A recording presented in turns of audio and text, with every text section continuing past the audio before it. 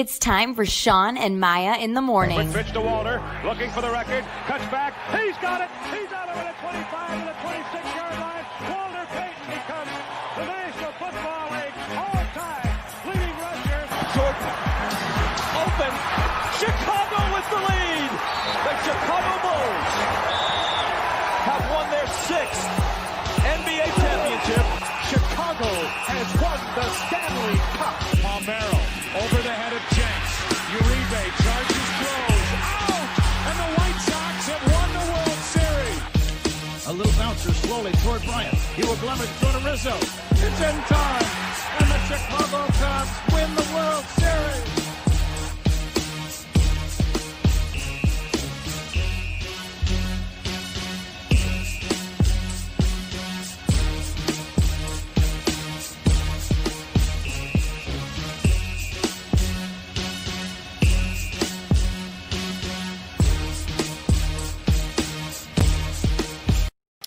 What up, what up, what up? Welcome to Shawn and Maya in the morning. Oh, man, on SportsZone Chicago. Man, oh, man, we got a little bit of a late start, but we appreciate it. Hey, guys, thanks for tuning in. I'm your boy, the Superback Shawn Sierra, and, man, we have a great show for you. Now, listen, if you're watching this on Facebook Live, well, then I guess you found us on Facebook. If you're watching this on our app, man, I guess you found us on our app, and if you have not downloaded the app, please do so. Wherever you get your apps from, Google Play, iTunes, Amazon, wherever you get them from, just let me know. Okay, let's download it. So, you can also check us out on YouTube, our YouTube channel. Subscribe to us on our YouTube channel if you have not, and on our app and our YouTube. It's SportsZone Chicago. All right, just download it, subscribe to it on YouTube. Follow us wherever you go. Now, if you want to follow me, just me personally online, want to know what I did? Let me tell you what I did. Want to know what I did? Here's what I did. I made it nice and easy for you, folks. Nice and easy. One handle for Facebook, Twitter, Instagram, Snapchat, the Snapper. All one handle at the Shawn Sierra. If you want to follow my lovely co-host, and she's coming up right here. Oh, yeah. You thought I forget it? No, it's Wednesday, baby. It's Wednesday. Man, I'm fired up to bring her out. Fired the freak up. Man, she is she's awesome. She is my co-pilot, the co-host in this insanity, the one, the only, the impervious, the ultra cool, the one, the only, Maya Kai. What up, Maya? I am back. It's Wake Up Wednesday. Wake your ass up. Welcome back. It's me. I'm here. Good stuff. You know, I kind of like my long-term absences. I feel like when I come back, it's like, wait, there's something new and fun on the show. We got new toys. Maya's back. But yes, we got lots to talk about. Boy, the banter and the conversations I have with people when we're not on air, like when games are on. You know, Jason Palmer has like frequent meltdowns. Yeah, he does. I told him, I said, you know, when you're struggling and you're having asphyxiation, you can't breathe. You're not supposed to put the bag on your head. You're supposed to breathe into the bag, Jason. Just so you know that. Great conversations. It's funny how things can change in 4 weeks, right? Unbelievable. So unbelievable how things can change. So Bears, Bulls, we got some stuff to talk about. Bears, Bulls, Cubs. Yes, we got some stuff to really talk about to mash up today. So, and we got a shortened schedule. We're starting an hour later, so we got to really get into it. Right. So we got to move quickly through this. So what's on deck for talk today? So you know what? For our guest today, we have Mark Gonzalez from the Chicago Tribune. He is a Chicago Cubs beat writer for the Trib, and he's going to talk to us about what's going on. What's going on? They got a yard sale going up there at Wrigley on Clark and Addison. There's a yard sale going on. What's all that about? What's that like? Isn't there everybody? What do they say? Like it's a fire sale, dumpster sale, throwing out your trash. I'm just kidding. I'm kidding. Joseph, calm down. Calm down, Joseph. Calm down. Joseph or DJ D Nice? What? I don't know. He's rocking the hats again. I love it though. I do. I love it too. But yeah. So we're having Mark Gonzalez at 11 o'clock today. So let's get right into it, guys. You know how we do the first segment of every show. Oh, you know what? Really quick let's bring him out real quick. The man who makes it all run. He is the Wiz, the man behind the curtain. Our Puerto Rican Swiss Army knife, Ivan Vargas. Ivan, what's up, Papa? I'm just waiting for Joseph's response to that because I have quite a few words. But hey, for me, I'm cool with it. I'm cool with it. I'm just gonna say that. Okay. That's the first. That's the first. The first step of denial is admitting it. So I can appreciate that Ivan is trying to tell himself he's okay with it. But we'll get to that. Well, guys, you know how we do the first segment of every show. It's called Top of the Morning, and these are the hot topics of the night before, or just the sports in general. And boy, oh boy, oh boy, do we have some doozies? And with that, the top of the morning segment is powered by the Chicago Crusader newspaper. And with that, we bring in their guy, we bring in our guy, we bring in your guy. He's the guy. And you can find the guy on Twitter at ACA Joe. Let's bring him out. Joseph Phillips. Joseph, what's up, Papa? Merry New Year. Merry New Year. And happy Kwanzaa. Since we are in the midst of Kwanzaa, you can't leave that out. So yes, absolutely. I love your DJ D Nice look, bro. I love your DJ D Nice hat, bro. It looks good. Oh man, this is the end of the year. I gotta end the year how I started it, rocking the hat. Okay. Consistency, right. I like that. Okay. Yeah. Yes, sir. Yes, sir. Yes, ma'am. Yes, ma'am. How you guys doing today? Good. We all had to make the adjustment to our first winter storm, which, by the way, people, we live in the Midwest. There was a point of time when we'd have weather like this all the time. So stop acting new. People were acting like they didn't know that snow happens in Chicago. I was like, why are people driving out of control? Rule of thumb, please raise your hand if you didn't know this. 4-wheel drive will not keep your ass from sliding off the road.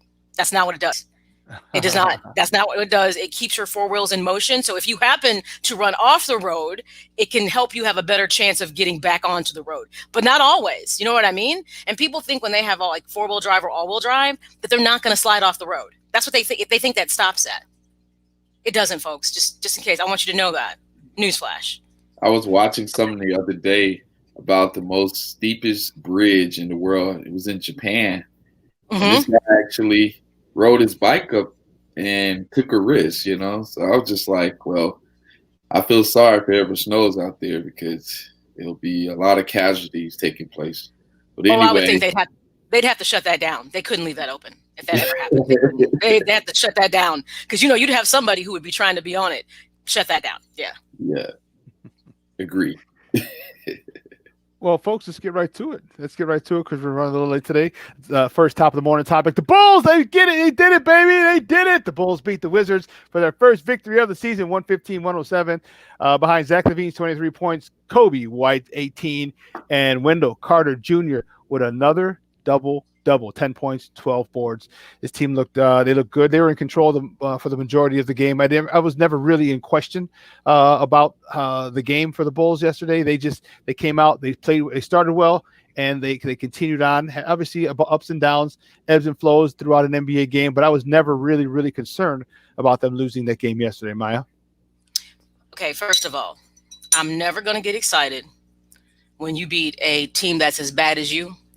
And they were both trying to get their first win. So this does not tell me anything. So what it tells me is you can beat a under 500 team because they lost to teams that were competitive and they lost in a big way.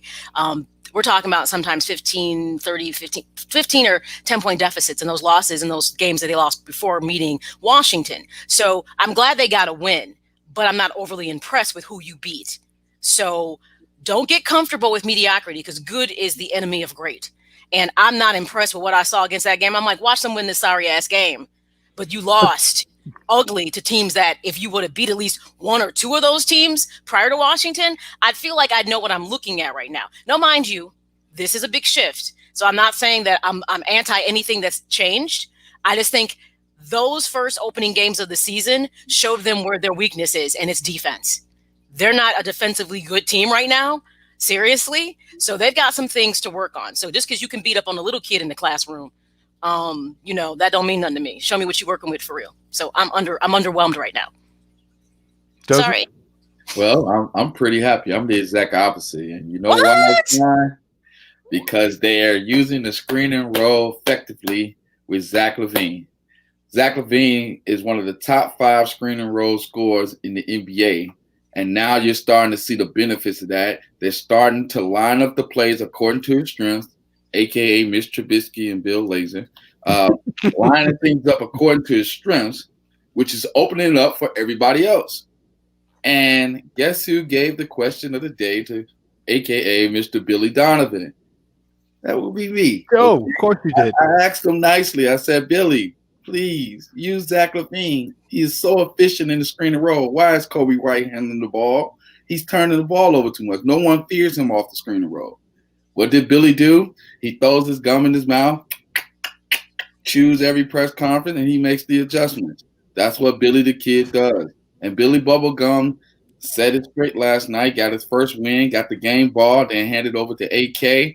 And congratulations, the first win of this era. So there's many reasons why I'm happy. Now, when it comes to defense, because if we stay offensively efficient, now we can play schematically defensively.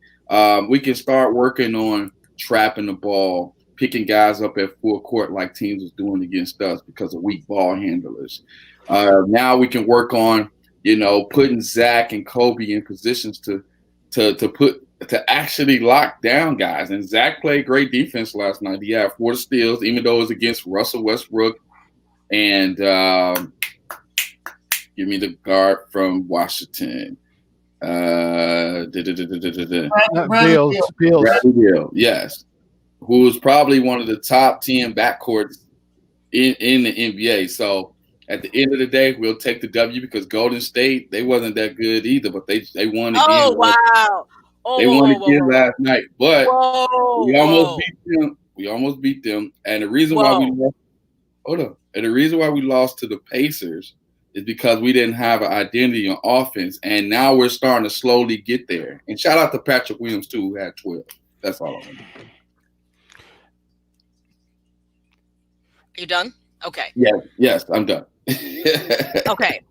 One of the worst things you can ever do when you are trying to be the best version of yourself is to use other people's deficiencies to make you look better. That's not how this works. So we can't really look at Golden State this year. Golden State is not the team that they used to be. Let's be honest. Even when Klay Thompson comes back, there has been a shift in the NBA. They're not that dominant force like they used to be. So that era, so to speak, being dominant has really kind of had a shift and it's changed. We're looking more like at the Lakers and some other things now. So that Golden State team almost beating them, especially if Klay was on the floor, that would be a whole nother conversation. We wouldn't be having it. But the Pacers, here's just the thing, Joseph, that you have to be mindful of. The things you said they did in the win against Washington, they were also doing that within other games. But those teams were better, and they just weren't able to make it happen. You can never determine how good you are by playing a weak team. You have to beat the good teams, and you have to be in it and competitive. So if you happen to, let's say, lose to Golden State or you lose to the Pacers by, like, let's say 2-3 points, it comes down to like the last minute, you're in overtime, then that tells you you're transitioning and you're trending in the right direction to being a better team. But when you're losing by 10, 15, 20 points, that's indicative that you're not where you need to be. So I'm not saying let's be anti-Bulls. I'm not, because I actually made a bet that I hope I don't lose, because if I do, it's not going to be good. And we can't talk about what the bet is. But the bottom line is that they will make the playoffs. And I still feel they make the playoffs, but as a very, very low seed. Because the East has gotten better. Let's be we're talking about the Nets. We have a whole lot to deal with in the East. Right. And by the way, the Nets been losing too. But my question to you, Shawn and Maya, do you think the Bulls are trending in the right direction? Yes, I do. Oh yeah. I do. That's where I'm coming from. The first two games. Yes. The first game was a cluster mess. I get it. Okay. Indiana. Those first two games, I guess I should say. But then you get a Golden State team, and they went down to the wire, literally 1.7 seconds down to the wire. And I'm okay with that loss, because of the fact that Steph didn't beat you. And I know Steph had a horrible game from the field. He got most of his points, a majority of his points from the foul line. I think it was like 10 for 10 or 12 for 12, something like that, from the free throw line. But it was Lee, Damian Lee, who hit that three. I'll make him shoot that shot 10 times out of 10 twice on Sunday to make you beat us. So I'm okay with that. And then yesterday I thought, they played much better against Golden State.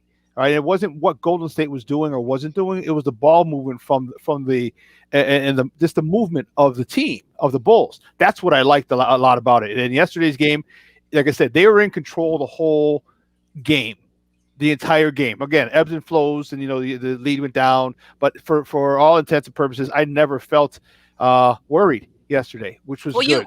I think they're doing it. They're going. It was the Wizards. Direction. There was no reason. See, that's my thing. But I'm happy because they got their first win. Because if they lost to the Wizards, then you're saying it was the Wizards. No, you'd be like, oh wow, we have a problem bigger than I thought. And we can always say it's the beginning of the year, because here's what I'm saying.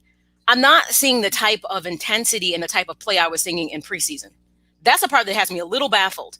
They were a lot more aggressive and on the ball in the preseason than I've seen them so far in the regular season. So I'm not sure exactly why there's been this shift in intensity, but that piece needs to come back. It's because of Zach LaVine. They're running the offense through Zach. They're not trying to create projects anymore. They made the mistake by going with Kobe White in the beginning of the season. Kobe White had no clue of what he was doing at the point guard position. Well, of course, Kobe White is an off guard. He needs to move without the ball, almost like a Richard Hamilton type player. He doesn't need the ball in his hand. He can't be ball dominant. Zach LaVine, on the other hand, and if you look it up, like I was telling Shawn the other day, he's top 5 when it comes to being efficient in screen and roll basketball, and teams respect him. And when teams double him off the screen and roll, guess who's wide open for a shot? Laurie, Wendell, Kobe, etc. And I think Billy the Kid finally figured it out, and that is our go-to. That's what this team identity is. They're a screen and roll team, and now we're starting to get veterans in those rotations to lock down defensively, and it's making a difference. They did a good job on Bradley Beal yesterday, and also they did a halfway good job on Russell Westbrook, even though Westbrook, he can care less of who's sticking on him. He's going to shoot the ball anyway, but we did a good job. But we'll see today what the Bulls' mindsets are about when they play at 3 o'clock. It'll be a bounce back game against Washington. No, I thought they played tomorrow. Right. No, I play today. Okay. All right, I thought they played. Yeah, because today, what up? Is this? No, today's Wednesday. That's why I thought they play tomorrow. No, they play tomorrow. Oh, they play tomorrow. Okay, cool. 31st. Yeah, well, I'm sorry, tomorrow. I'll be watching the replay today. You trying to get right? Joseph is trying to fast forward right out of 2020. He's like, it's New Year's Eve tonight. I'm trying to be done. Hey, okay? But don't get me wrong. I think I've always felt this was a good team that just didn't have proper development. So I'm still very excited about the Bulls, but they're not going to get a pass from me like, okay, because here's the thing. This is something that needs to fast forward because they're behind schedule by like two seasons. Let's be honest. So this is like, okay, every moment counts. Every game counts. So good to get a first win. I'm not impressed with who you beat. I need to see them really be competitive, when they match up against the likes of, like, let's say Milwaukee. Because, they're not in the easiest. It's crazy that Cleveland right now is what, 3-1? That's a joke. Really? Cleveland is 3-1? So you're talking about a division where they have to go deal with Indiana and Milwaukee. This doesn't make their task easy when we talk about trying to punch a ticket to the playoffs because they're not going to win the division. Right. Atlanta has improved, okay? Mm-hmm. As you can see, the Pacers have improved. They've gotten better. Their kid, TJ Warren, is the real deal. Like, they added him in there.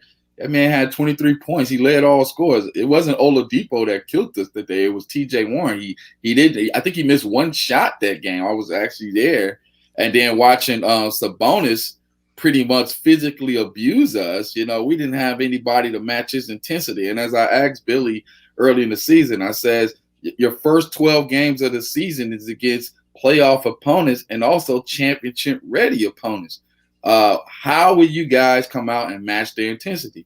He said, I talk to the guys about that every day. But at the end of the day, the players got to go out there and do it. And I think right now, since they are actually starting to find some type of identity on offense, just like the Bears, they're starting to realize their strengths. And if you can operate according to your strengths, then you ain't got to worry about what other teams are doing. You could just do what you do well and maximize that, and then focus on the defensive end and shut those guys down. Yeah, I agree. And I think it's, first of all, the Bulls haven't played in 35 months, it seems like.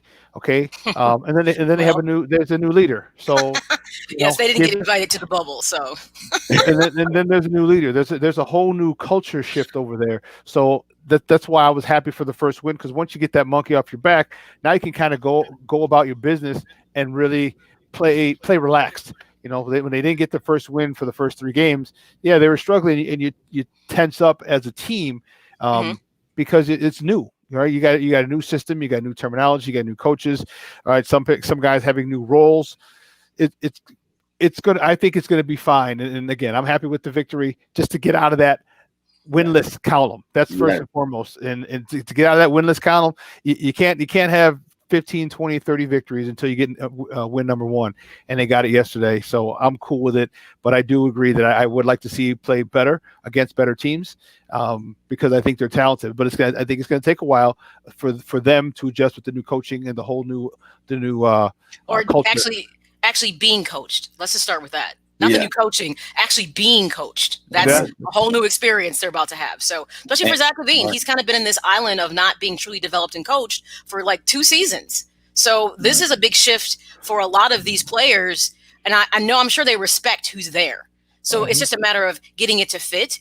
When you talk about the point position, though, and I do agree with you said about that, Joseph, but that's always been my thing. Like, you know what? Get a veteran in there so that can help you get a true facilitator, somebody who can help to kind of spread the offense. You know, if you want to run it through Zach, that works. And, you know, it'll be interesting to see how that piece plays out, because I still think it's a bit complicated in regards to when you have so much talent and it's young and underdeveloped, how to make that all work. So we'll see.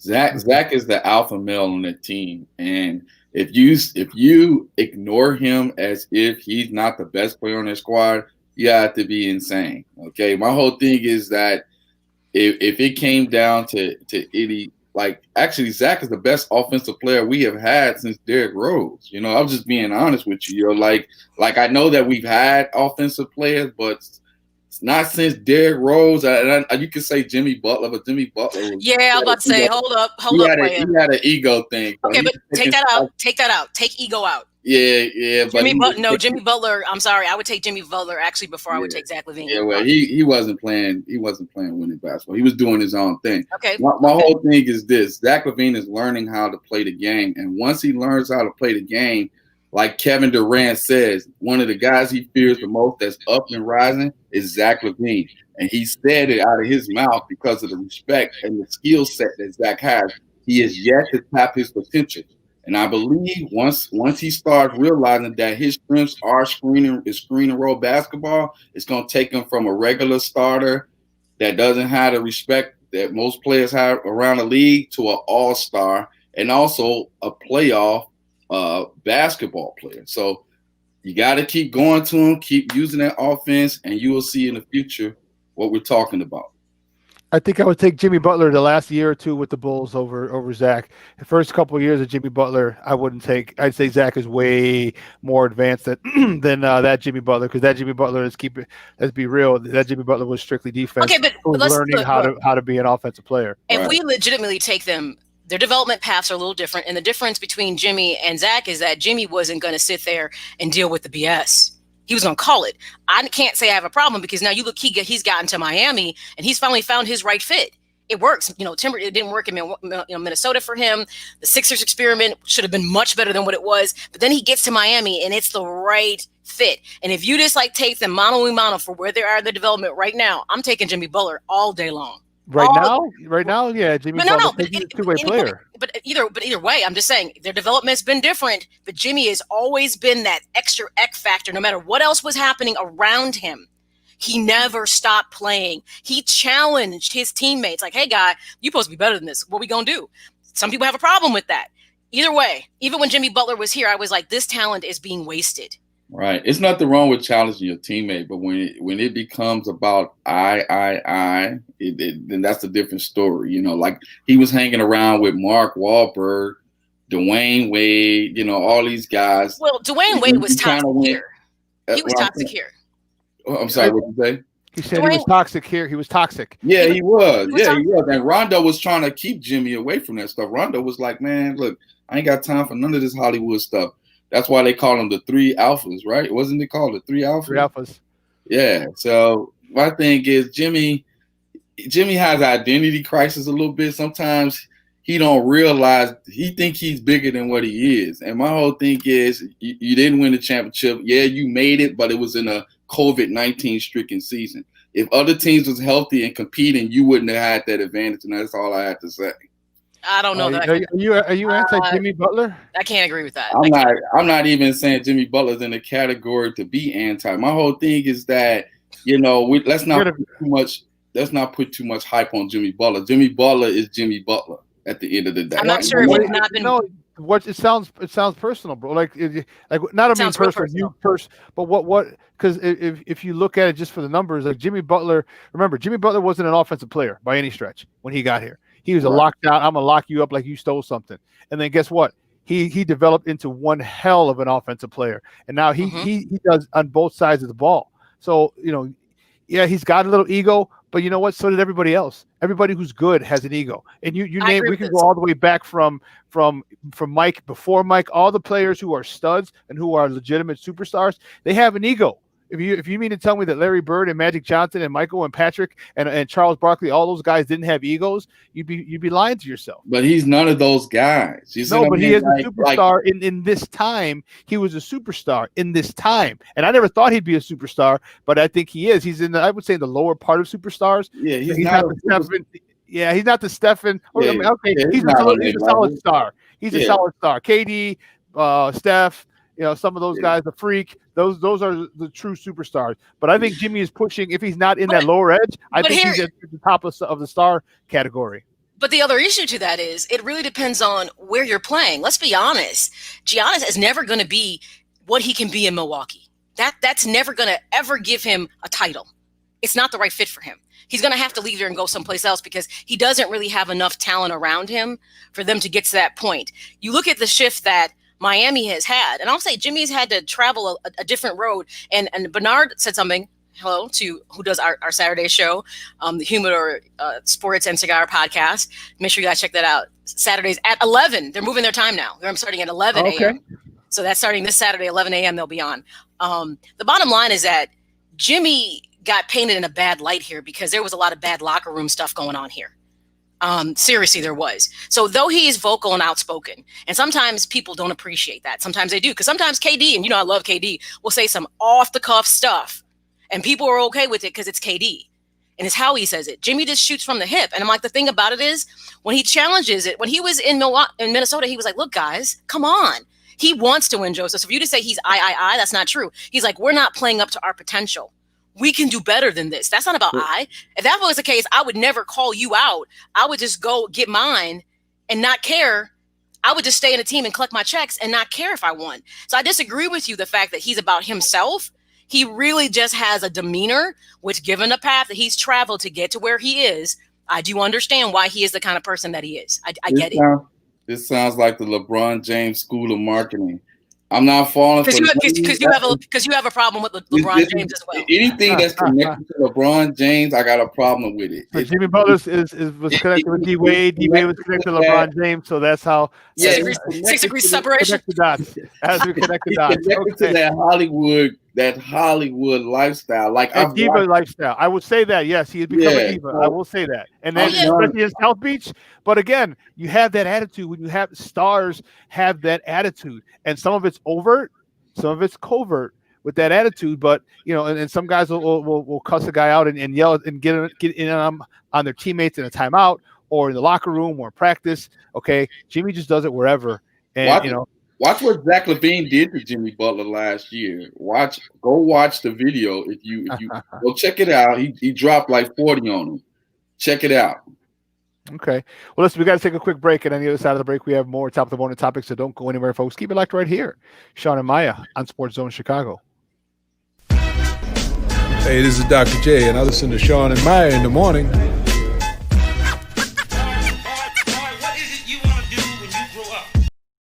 BoomerNaturals.com presents the Sports Flash on 1330 and 95.9 The Zone. Kobe back in front to Sato. Sato lets it fly for three. Bam! Thomas Satoransky for three. That is the 14th three ball for the Bulls tonight. Bulls radio at the call, 115-107, the final over Washington on Tuesday. The Bulls with their first win of the season. Washington, meanwhile, drops to 0-4. Zach LaVine led the way with 23 points. Wendell Carter Jr. with a double-double. He had 10 points along with 12 rebounds. Nice night for Tomas Satoransky. He had 10 points along with 6 assists. The Bulls play at Washington again tomorrow, then head to Milwaukee to face the Bucks on New Year's Day. The Bears looking to keep the momentum going this week against the Packers. They need to win if they want to make postseason. This update brought to you by the Score app. Download the free Score app today. It's one of the most popular sports apps in North America. Chuck Sanders, that's the Sports Flash, 1330 95.9 The Zone. O'Reilly. This is Jesse's O'Reilly Auto Parts story. As a nurse, not making it to work was not an option. But driving through the snow with my wiper blades struggling, I just didn't feel safe. So I pulled into O'Reilly Auto Parts, and before I knew it, an employee was offering to install the wiper blades on my car. I got to stay out of the snow for a moment, and I still made it to work on time. O'Reilly Auto Parts. What's hot for business this week at Staples? Small prices, big savings. Help your business go big with amazing prices on great tech, plus the services to help set up and protect your new PC. And now, during Staples PC clearance event, save up to $180 on select Lenovo PCs, like the Flex 2-in-1 laptop with Intel i5 processor. Shop in-store or pick up curbside and visit staples.com/protection to learn about keeping your computer safe. Ends 1/2/21 while supplies last. Curbside available in most stores.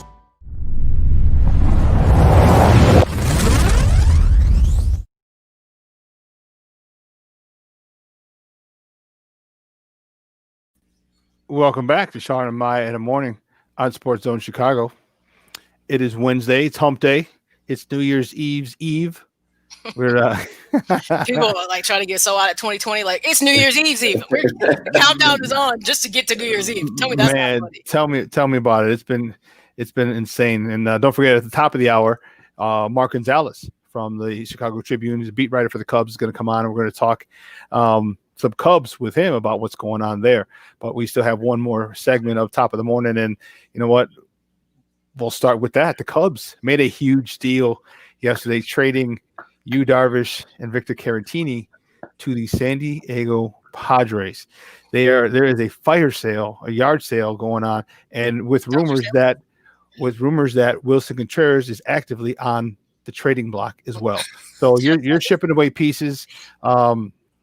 And then Tom Ricketts had the audacity to say that no one's tearing anything down. I'm like, well, you got rid of your Cy Young candidate pitcher.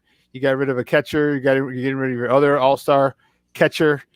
What's going to happen with Brian? Because if those guys go, then Brian's going to be gone either before the season or he'll be gone before the end of next season. That's for sure. Joe, Maya, your thoughts on the Cubs selling pieces off? Well, there's no doubt that everybody's already acknowledged that they are in a reboot phase. The question is, what are they getting back from what they're dealing? So my thing is, obviously their minor league system, farm system, is depleted. So they needed to obviously begin to get that. Obviously do that through some trades as well as getting other prospects. You get into the draft, you get stuff there. But that means in that mindset that win right now window is pretty much shut. So if I was a Cub fan, I'd be like, it's not locked, but they've shut the window. So then the question turns into, will Rizzo or will Bryant? Will either one of them get dealt? Because those are your two players with the most value. Everyone swears to God that Rizzo can't leave because he's Mr. Cub. I'm trying to figure out why that is. I just don't get it. But I'm not a Cub fan, so it's not for me to say that he's. If you can trade Chris Sale, to me, you can trade anybody. That's just how I feel about that. If they have value to bring you the pieces, you know what I'm saying? So that maybe wouldn't be a right now trade, but it's clear they sent the message that they have no intention on, don't have highest expectations for the season is what I think they're saying without saying it. I was going to say, but Chris Sale didn't win a World Series.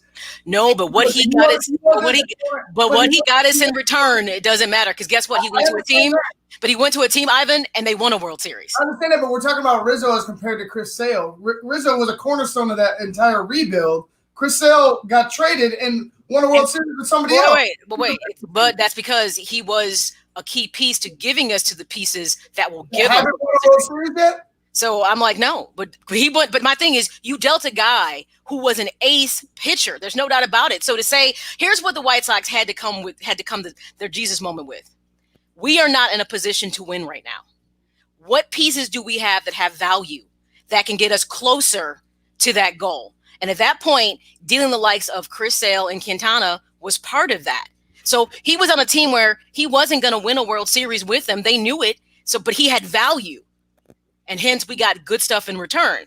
So my thing about, you can be in love with Rizzo if you want. He's giving you what he was supposed to. So my thing is, if you believe that he's the long-term piece that's going to keep you winning, then I guess you keep him. That's up to you guys. One way or the other, guess what? The MLB is stacked. So you better make sure what you're keeping, you believe that it's going to get you another World Series, and it can't be, this feels good, I want to keep you. And you know what? It's interesting because I think Epstein left because, besides the fact that I think he had run his course, he didn't want to have to make those hard decisions about dealing those pieces that people would take exception to. He's like, he knows if he ever had to deal Rizzo or Bryant, that was never going to sit well with people, even though Chris Bryant has probably made it easy to deal him right now, because I think he's made it kind of clear that I said to somebody the other day, yes, he should test free agency. It's the first time in his career that he's actually got to do it. And it doesn't mean he doesn't want to be a Cub, but it makes sense that he would. It was just like what happened with the Washington Nationals when the pitcher, what's his name? Strasburg. They win the World Series and he goes into free agency. And everyone's like panicking. I'm like, guys, it's the first time he ever got to do it.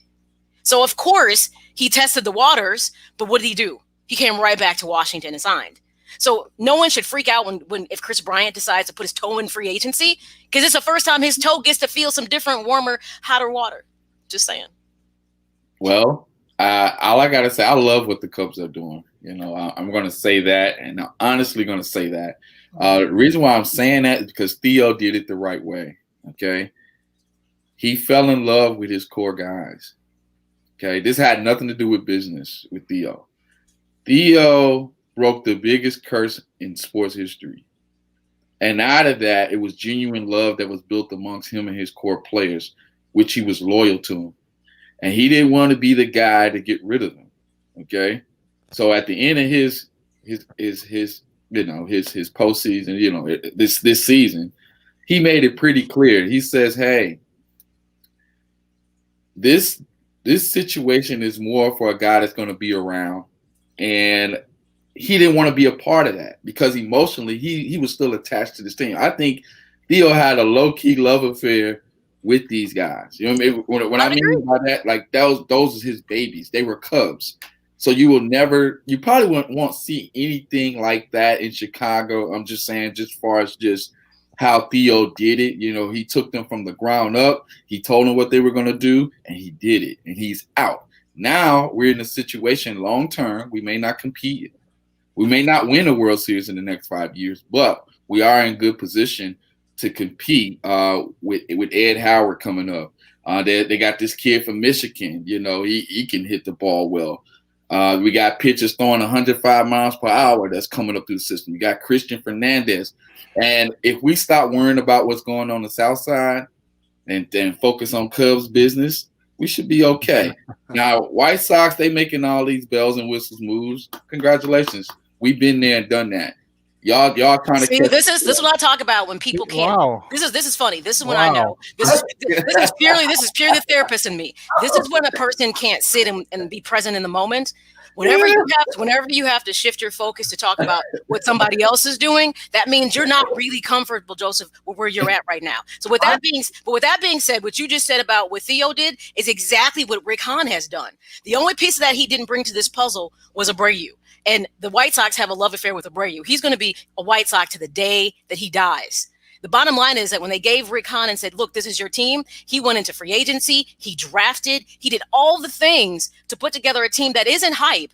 This team legitimately is talented. So there's no need to throw shade because you're trying to tell yourself you're comfortable with the situation when subconsciously, here's the thing, it's okay to not be okay with it, but here's what I like about it. You're like, change happens. So I'm going to roll with the change and see what happens. I'm all good with that. But don't throw shade. Because we didn't. I will tear down all your curtains. If y'all when you started off the topic, you was like, "Uh-oh, here we go." No, you wanted me to react a certain way, and I didn't because you did. It took you a while to get to it. No. You tried to throw that in at the end. I was like, "You think I didn't see that? I see you." No. The facts is that Theo did the right thing. That's the facts. No one disagrees with that. I'm not disagreeing with that. And this is the sacrifice we made to get our World Series. Now here comes phase 2. Okay. All right. Phase 2 is we do got a lot of talent coming up that we're going to add into our lineup. Now we may not compete over the next 2 years. Who said y'all gonna win the World Series? I didn't say that. Who said y'all gonna win it? San Diego is good in Los Angeles. Again, no one said that. But exactly. So right now we're in a better position to win the World Series than the Cubs are right now. And again, that doesn't mean we're going to win. It just means we're in a better position to win.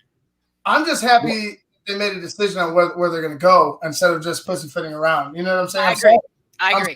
Like, I'm not going to sit here and be dragged out with, oh, yeah, the Cubs won 79 games this year, but next year we'll be all right. We'll still be able to contend. Oh, they won 84 games, 85. Like, I don't want a mediocre Cubs team. Just go ahead. Get what you can. Wilson Contreras, okay, cool. I've been talking about trading Willie for a while too. Yeah. If you go this route, get as many prospects as you can for what you can. And I think Wilson Contreras should grab a bunch of guys. I think that the core guys are going to be Rizzo, Bryant, and Baez, and they're going to try to keep those three. Right. Hey, and the Dodgers and the Padres, along with the Braves, they're going to be the dominant teams for the next 5 years. So why not rebuild and do it the right way versus going out there and throwing out the same starting lineup that never got past, that hasn't been past the first round since 2016. The thing about it is I'm a Dodgers fan. They're not going to be as dominant as you think because they have some pitching things they have to resolve. The Padres, on the other hand, absolutely. You have a lot of. Here's the thing: there's a shift in the MLB right now.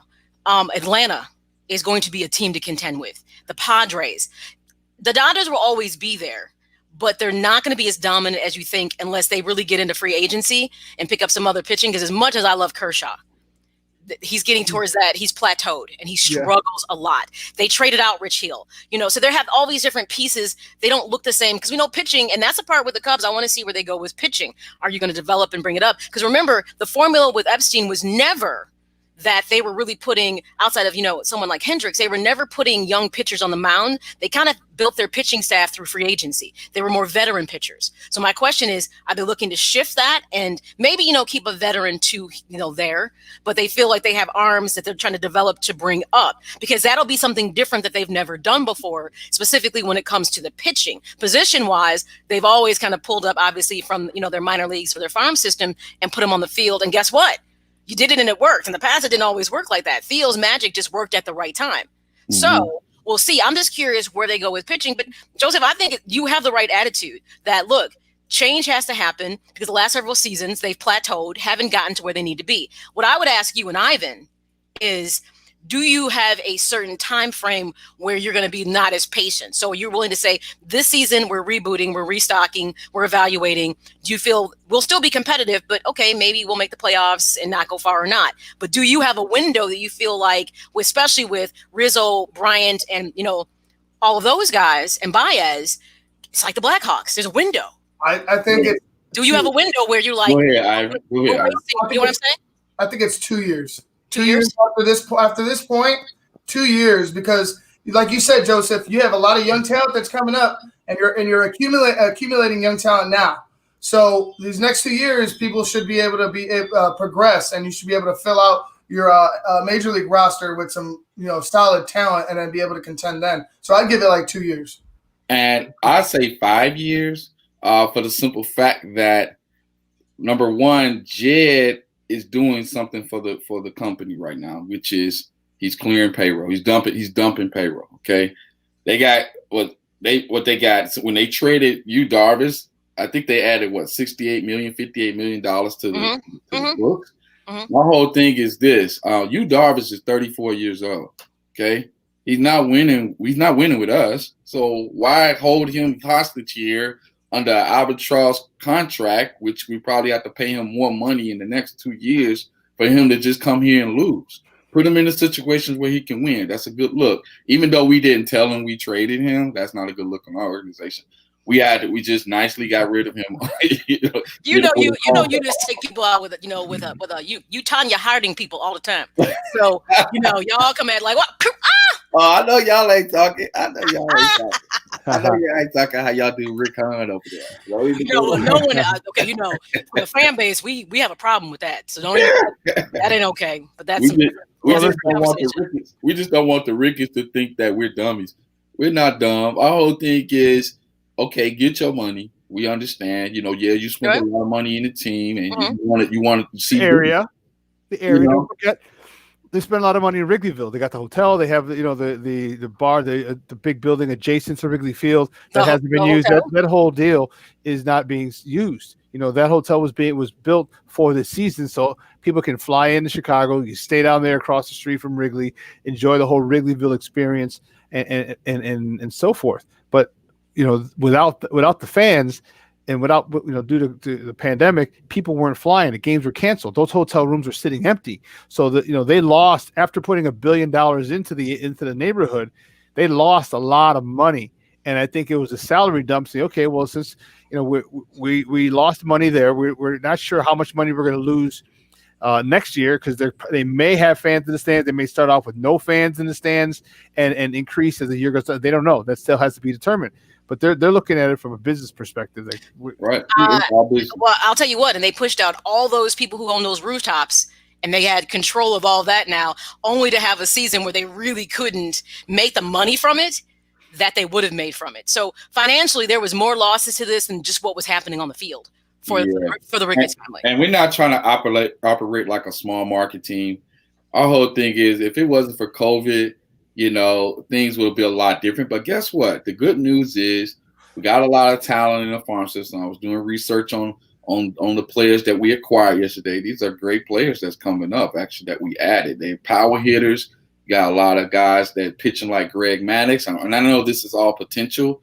And Davies, the guy that we added, he's pretty good. Like, he's not no pushover. He's a really good pitcher. He pitched with Milwaukee, and also he's one of their top pitchers last year.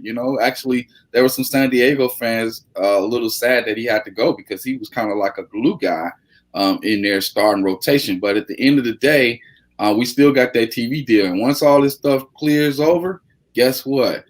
We're going to spend like it's nobody's business. In addition to spending like it's nobody's business, we're going to have talent, young talent to mix with that. So we're back where we started, which is point A, 2014, 2011, 2010, around that area. Okay. Well, listen, moving on. Next top of the morning topic, the Bears play the Packers this weekend in a must-win situation.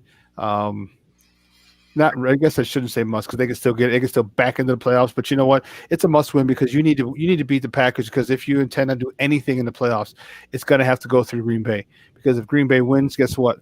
The road to the Super Bowl is going through Green Bay. Okay. No ifs, ands, or buts. So you're going to have to face them again. So you need to let them know that this is a different team. This is a different mindset. This is a different culture. This is a different group of guys in the same group of guys that they're about to face. The biggest obstacle in this thing is not even in the Bears game. And first of all, the Bears game got flexed. It got moved back to 3:25. It got to the second game because they were supposed to be at 12. LA Rams quarterback Jared Goff is out for Sunday's game against Arizona, where he said, well, what about the Bears? Well, it affects the Bears, because if the Arizona Cardinals lose, then it doesn't matter what the Bears do.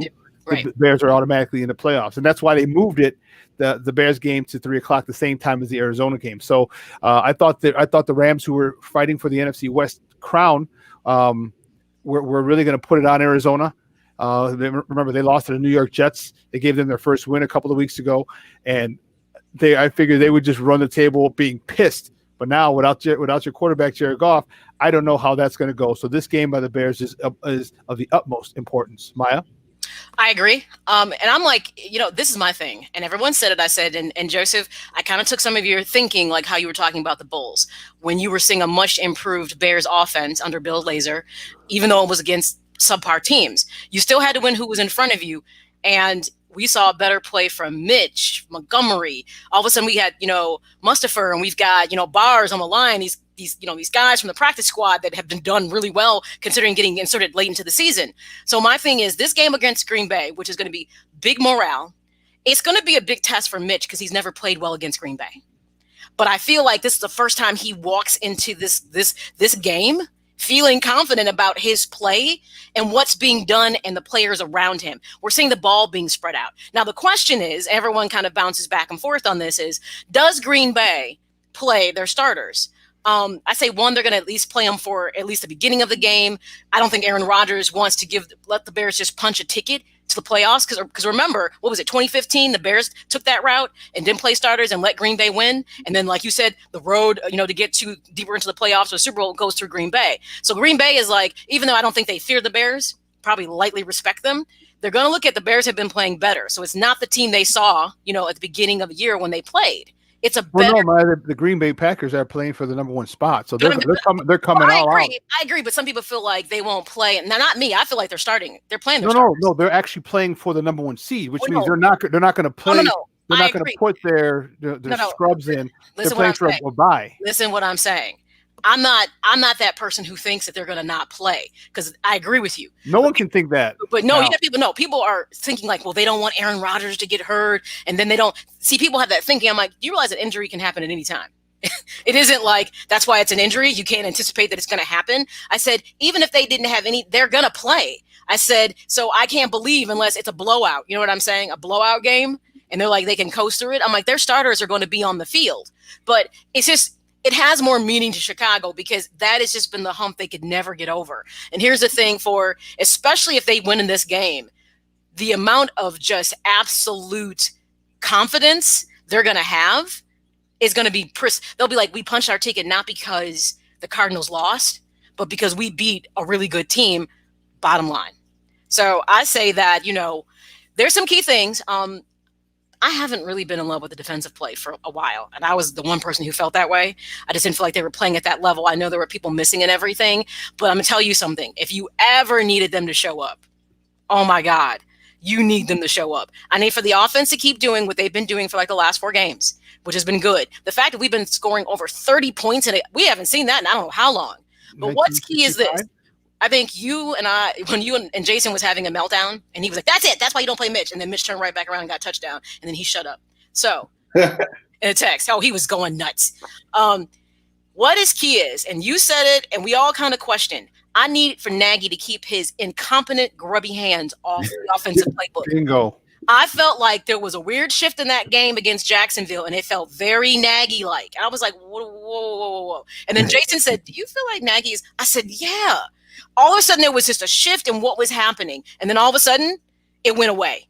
I need for Nagy to keep his grubby hands off, his grubby, incompetent hands off the playbook. Just manage the team as a head coach, which I know hurts your pride, but you are not a good offensive call player. Sit back and learn something. Let Bill Lazor do his work, because if they lose this game because they didn't let Bill Lazor do his job, people will be pissed. You were removed from those duties for a reason. Let the man do his job. Yes, I totally agree with you, Maya. At the end of the day, the Bears are seeing green all week, okay? Yes, we want Arizona to do what they need to do, which is lose. But the Rams right now, they had a quarterback issue, so we're not dependent on the Rams to get us there. We actually got a personal vendetta against the Packers, okay, on how they kicked our butts in Week 12. And as I asked Mitch, I said, how are you guys going to bounce back? You guys going to come out with a game-busting performance on Sunday? Mitch was like, we know what's at stake, okay? Don't question me, son. We know what's at stake. I was like, God, look at me. He got New York on you? It's got a little chippy with me. I like that. I like that in my quarterback. So I was like, okay, we're going to see Money Mitch on Sunday. And then, too, Shawn, as we brought up in the last show, the Packers love to run block during pass plays, okay? The blueprint for beating them is lots of blitzes, okay? You have to blitz Aaron Rodgers. You cannot allow him to chill in the backfield for 5 or 6 seconds, paint pictures, and then throw a bomb on you. And then take a man after it's over. But you're going to need Jalen Johnson if you're going to do that, because Aaron Rodgers loves the blitz. He loves when you blitz, and he's like, he asks you to blitz because he can easily see the hot receiver or the open receiver. So it's going to be a good game. It's going to be, like I said, the Packers are playing for something. The Packers are playing for the number 1 seed. So if the Packers win, they have home field advantage, which means they get a bye next week. That's what they're playing for. They want to get a bye to get everybody healthy, to get a break in the middle of a crazy football, at the end of a crazy football season. So if they do that, they're coming. So they get to kill 2 birds with 1 stone. They get to knock out the Bears and win home field and get a bye next week. So that's why they're coming both guns a blazing. And what better way for the Packers and Aaron Rodgers to end the season than to stomp out the chance of a playoff appearance by their arch rival. Oh, so, I agree. Yeah. Aaron Rodgers said there's 2 places he loves to play the most: Lambeau Field and Soldier Field. I can't.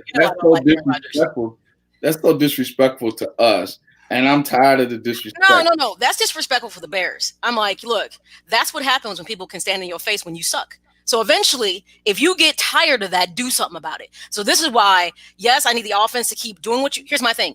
Don't do anything more than what you've been doing. You know what I'm saying? Don't overthink it. Don't try to get cute in the play calling. No.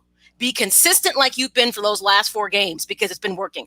The key to this game is the defense needs to play their best game they played all year. That's what it comes down to. Because they were a little soft in the game against Jacksonville in the first half, and then they kind of pulled it back in.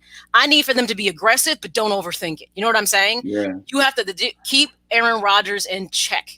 Aaron Rodgers said his weaknesses, and this is 3 of his weaknesses right here. And I told this to one of the Bears coach. I said, number one of his weaknesses is when you're a well-disciplined defense, he struggles against well-disciplined defenses. 2, if you mix up the schemes on him, he struggles with that also. And then 3, if you're a veteran core that's been playing together for a long time, you're very experienced, you can get at him. And one of the teams that did that very well and that he's never beat before, and he's beat every NFL team except the Cincinnati Bengals. And the only reason why that is like that because of Mike Zimmer. Mike Zimmer laid the hammer on him in Week 8 against the Minnesota Vikings. They let Vashawn, what's the kid name, the running back from Minnesota? Cook? Not Delvin Cook. Yeah. What's his name? Cook? Yeah. Delvin Cook. He pretty much abused their defense. And I think our offense, if we run the ball with David Montgomery, set the tone. Hold go at him. Cook is the bomb. And it's just a shame that Diggs is no longer with the Vikings. It's a whole different complexion for them. But let me tell you about like little Aaron Rodgers nuggets. I'm going to tell you something. He just threw that out there to like throw you off your square. Because I'm not saying though, but Aaron Rodgers is the kind of person that will watch your defense substitute and see you do something wrong, and then it gets you a penalty. So he may throw things out there like that, but I don't buy it. No, but he hasn't beat these teams. That's what I'm saying. But I'm just saying the Bears defense. We have seen them give him a run for the money. All I'm saying is I need them to give him a run for the money. Don't make it easy, but don't overthink it. Here's my thing. Don't come up with something you wouldn't normally do just because it's Aaron Rodgers. Be consistently who you are. Just do it at the best level that you can do it is all I'm saying. That's what it comes down to. Don't do special stuff. Do what I'll give Mike Zimmer a call because he has the most success against Aaron Rodgers. I watched the 49ers abuse him last year. I mean, they took him totally out of his game. So he can be beat. People, if you coming in with fear, if the Bears come in with fear on Sunday, it's over. Okay? I don't know about fear. I just think maybe apprehension because of they can't come in with any reservation. They have to understand that this is their playoff game. This is the playoff game to get into the playoff. You win and you're in. That's it. I mean, I know you can back in, but you know what? You don't want to go into the playoffs backing in if you can help it, and you can help it by getting a big monkey off your back by knocking out the Green Bay Packers. Well, listen, we got to take a quick break. Hey, Joseph, thank you, Papa. We appreciate it. We love having you on. We will see you on Monday. All right, we have to take a break. We'll see you next year. Happy New Year. See you next year. Yeah, we're going to switch gears and we're going to talk a little Cubs with our guy, Mark Gonzalez. He is the Chicago Cubs beat writer for the Chicago Tribune. He's coming up next. We're going to talk what is going on Clark and Addison. And we have tons of questions, and I know you do too, so don't go anywhere, folks. Keep it locked right here. Shawn and Maya on SportsZone Chicago. Hey, this is Gary Payton, and we listen to Shawn and Maya in the morning. Do that. BoomerNaturals.com presents the Sports Flash on 1330 and 95.9 The Zone. Kobe back in front to Sato. Sato lets it fly for 3. Bam! Thomas Satoransky for 3. That is the 14th 3-ball for the Bulls tonight. Bulls radio at the call, 115-107, the final over Washington on Tuesday. The Bulls with their first win of the season. Washington, meanwhile, drops to 0-4. Zach LaVine led the way with 23 points. Wendell Carter Jr. with a double-double. He had 10 points along with 12 rebounds. Nice night for Tomas Satoransky. He had 10 points along with 6 assists. The Bulls play at Washington again tomorrow, then head to Milwaukee to face the Bucks on New Year's Day. The Bears looking to keep the momentum going this week against the Packers. They need to win if they want to make postseason. This update brought to you by the Score app. Download the free Score app today. It's one of the most popular sports apps in North America. Chuck Sanders, that's the Sports Flash, 1330, 95.9 The Zone. O'Reilly. This is Jesse's O'Reilly Auto Parts story. As a nurse, not making it to work was not an option. But driving through the snow with my wiper blades struggling, I just didn't feel safe. So I pulled into O'Reilly Auto Parts, and before I knew it, an employee was offering to install the wiper blades on my car. I got to stay out of the snow for a moment, and I still made it to work on time. O'Reilly Auto Parts. What's hot for business this week at Staples? Small prices, big savings.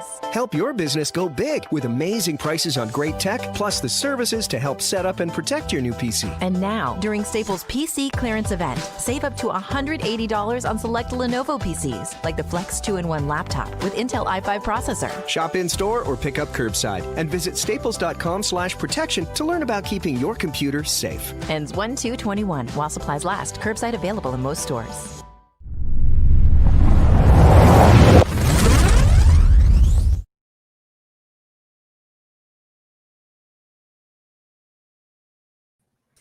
Welcome back to Shawn and Maya in the morning on SportsZone Chicago. We just got off with Joseph Phillips.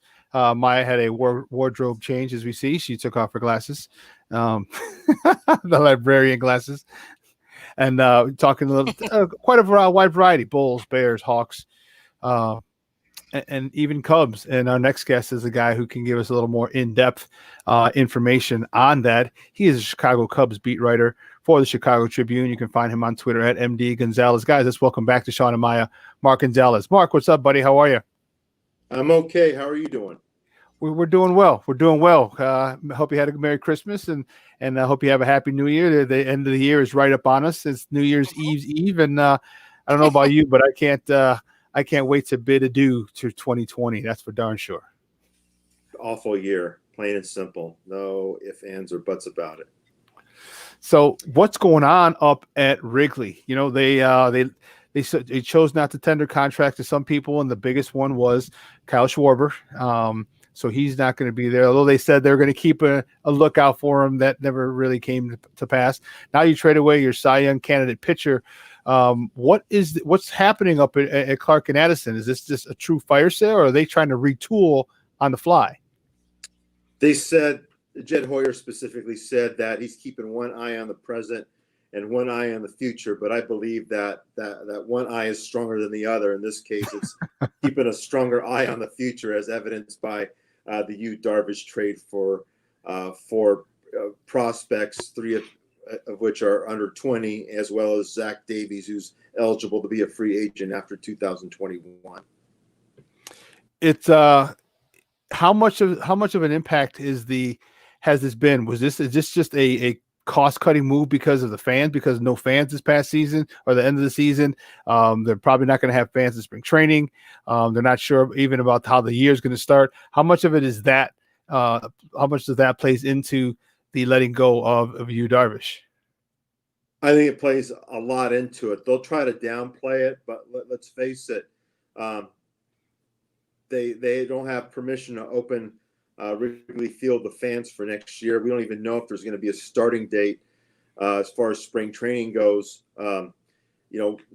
Quite simply, there's not going to be any revenues that we know for certain are coming in other than their TV contracts. So therefore, it would make sense to lower overhead. But in this case, the fans pay the price because, let's face it, their best chance of winning another division is with Darvish, and he's not there anymore. I mean, and also on top of that, when he started, David Ross always said it was win day. So what happens now without him? So they shave $59 million off the payroll over 3 years.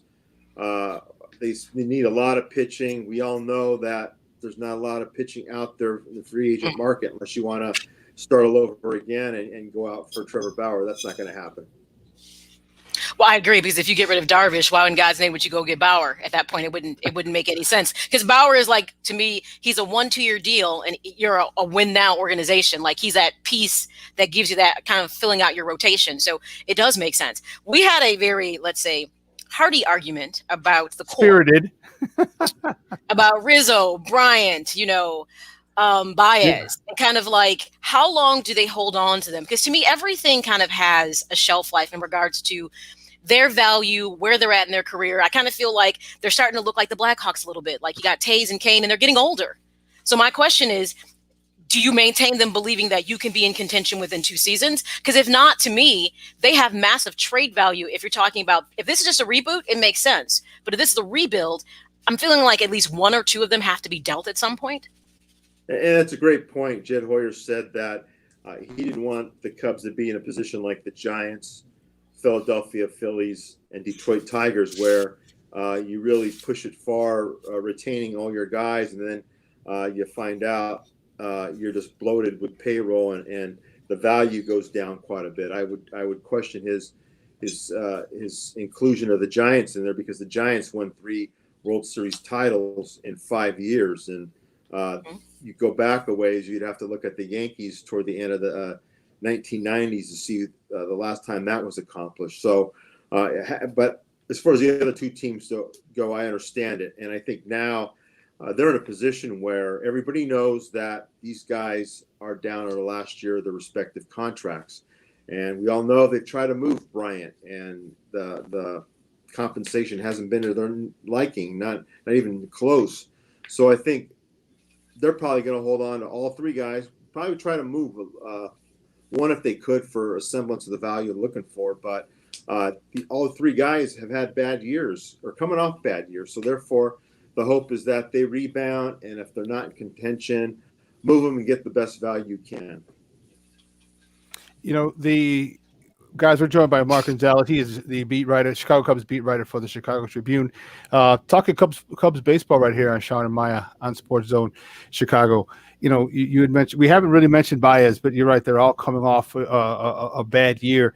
How likely is it, if they continue, if they're out of the playoffs, that they may deal someone toward the end of the season by the trade deadline? Because if you're not going to make it into the playoffs, then you're going to have to get, you know, you're maybe go from that retool to a full out rebuild.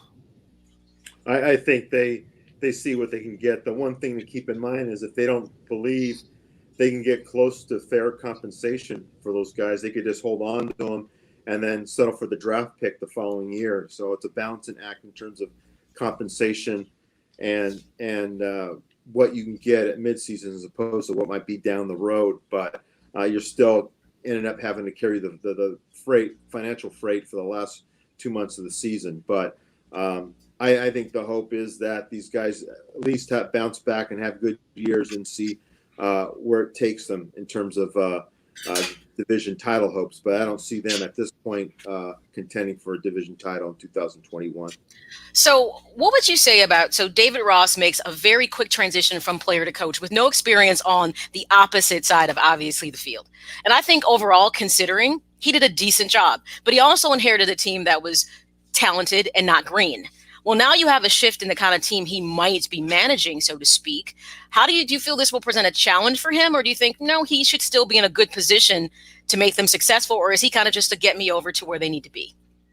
I think David's knows he has to adjust. He addressed it earlier this month in assessing his first year. And I think that he's in a better position now, knowing what players he has coming back, their personalities, the ones that might need a little pat on the back or a little kick, because they're not going to trade everybody. I mean, the focus is on the big ticket guys, but for the most part, a lot of guys are coming back, and I think he has a good pulse of how these guys operate. So, yeah, it's going to be an interesting transition, but I think it's one that he knows he's going to have to be more assertive. In fact, he had mentioned that he should have been more assertive last season, but you know, we all make mistakes that first year, and I think he's addressed that or are going to address that. So I think he's in decent shape, at least going into 2021 in terms of handling the changes and the expectations.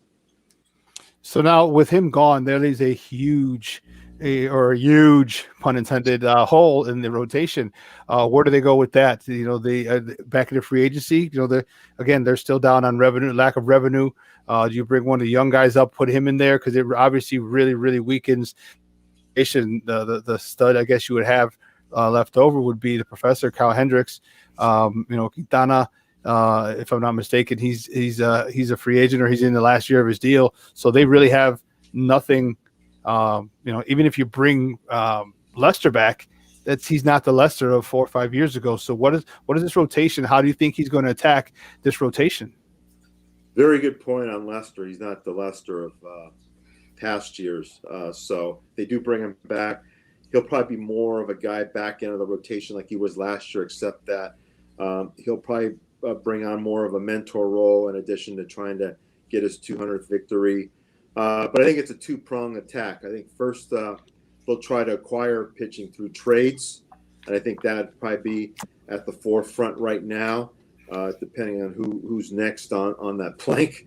And then second is the free agent market, and I think they will wait until prices drop even more with guys kind of get antsy in what is believed to be a slow developing market, and see if they can get the best price for a starting pitcher and see if they can get a lot of mileage. The big thing is with the starting pitching is that we're going to take a big jump from 60 games to, probably at least 130, 140, and maybe 162. So therefore, you're going to need more starters. And I think that's really a delicate issue for the Cubs, given the fact that if you look at their three starters, it's Hendricks, Kyle Davies, Alec Mills with Adbert Azalea, who I think is going to be a very deluxe pitcher, probably going to hold that fourth spot. But you can't expect all these guys to pitch 180 innings apiece. It's just asking too much.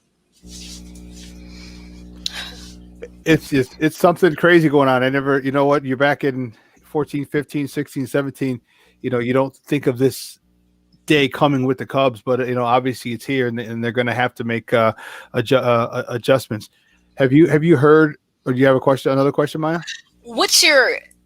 There was that conversation about how this year they kind of flirted with the DH and the NL, and it seems like a lot of people liked it. Any idea that that's going to go forward into this season? And if so, is that something that becomes advantageous? Well, I guess Schwarber's gone, but could that be something that could be advantageous for the Cubs?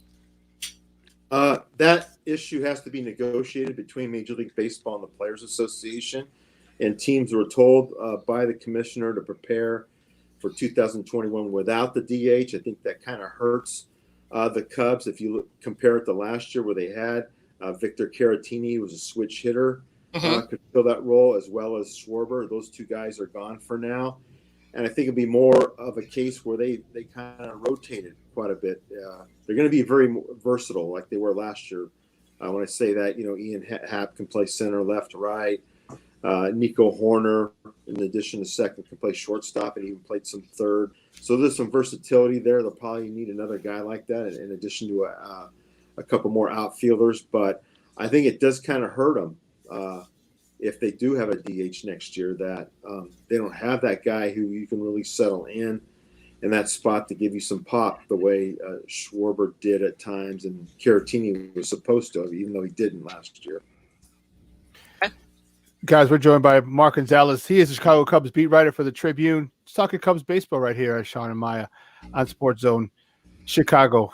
I am obviously I'm a diehard Sox fan, and it's interesting to see how this is affecting this whole the Cubs thing, because like I said, a few minutes ago, I never expected it to get to this point where things are going.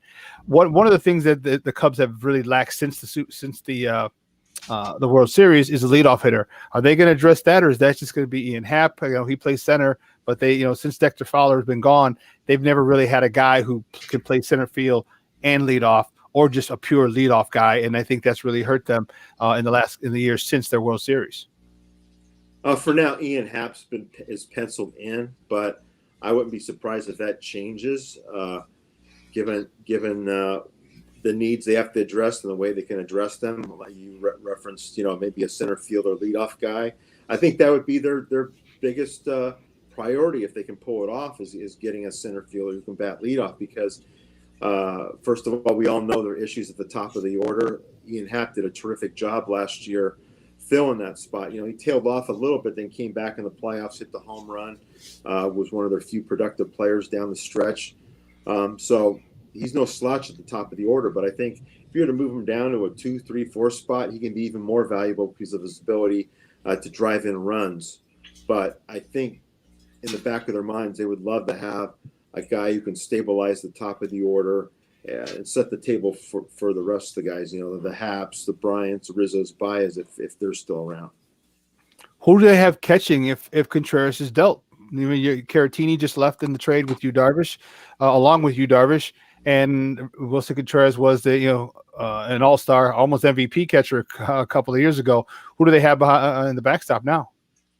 Well, if they move Wilson, I'm sure they'd get a catcher back in exchange, or they'd go out and sign a veteran catcher and have him handle most of the duties. Miguel Amaya, who's their catcher of the future, he's not ready yet. I think people got a little excited by his progress last spring, and he's doing quite well in the Puerto Rican League. But let's face it, with the pandemic, none of these guys had minor league ball, and he was targeted to go to Double-A, and I just don't think it's asking. I think it's asking too much if they were to put him on the big league roster and say, "Hey, go get him," because it's one thing to take one step over, go to Double-A to the bigs, but to ask somebody to go from Class A to the majors, that's just way, way, way too much, especially for a young catcher.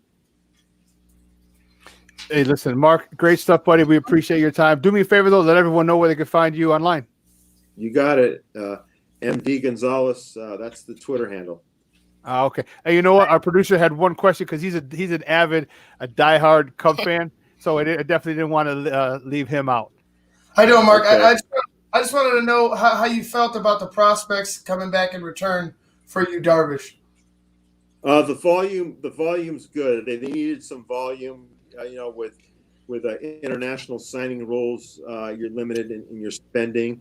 So they did address that, getting a lot of position players. But I'm like everybody else. You wonder why they didn't get a more of a big ticket guy, a guy who could really be major league ready as a pitcher and fill a spot. So there was an old saying by a scout who told me, if you're waiting for prospects, you're waiting to get fired. But right now, I think the Cubs are definitely in a rebuild. So they'll buy some time with these 4 kids. And if 2 make the majors and contribute, then you could say it was worth it in some ways. Mm-hmm. Mark, again, great stuff, Mark. We'll be in touch soon. Thanks a lot. Yep, thanks. Bye-bye. Take care. All righty.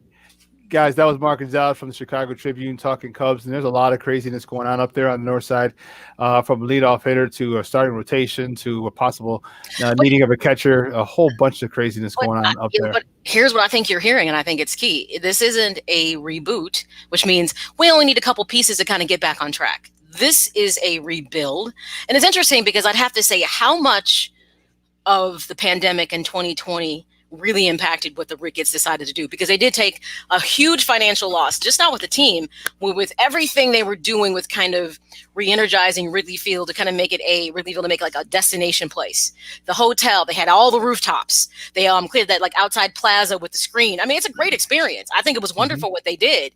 But there was no return. And then the whole marquee network thing, timing of that was poor, but they didn't know that. You know what I mean? So it's kind of like, do you take exception with, well, we're going to sit pat on this and just rebuild because of the financial piece, opposed to, is there not enough currently as that team before? Because to me, when you trade Darvish, I'm anti-Hugh Darvish.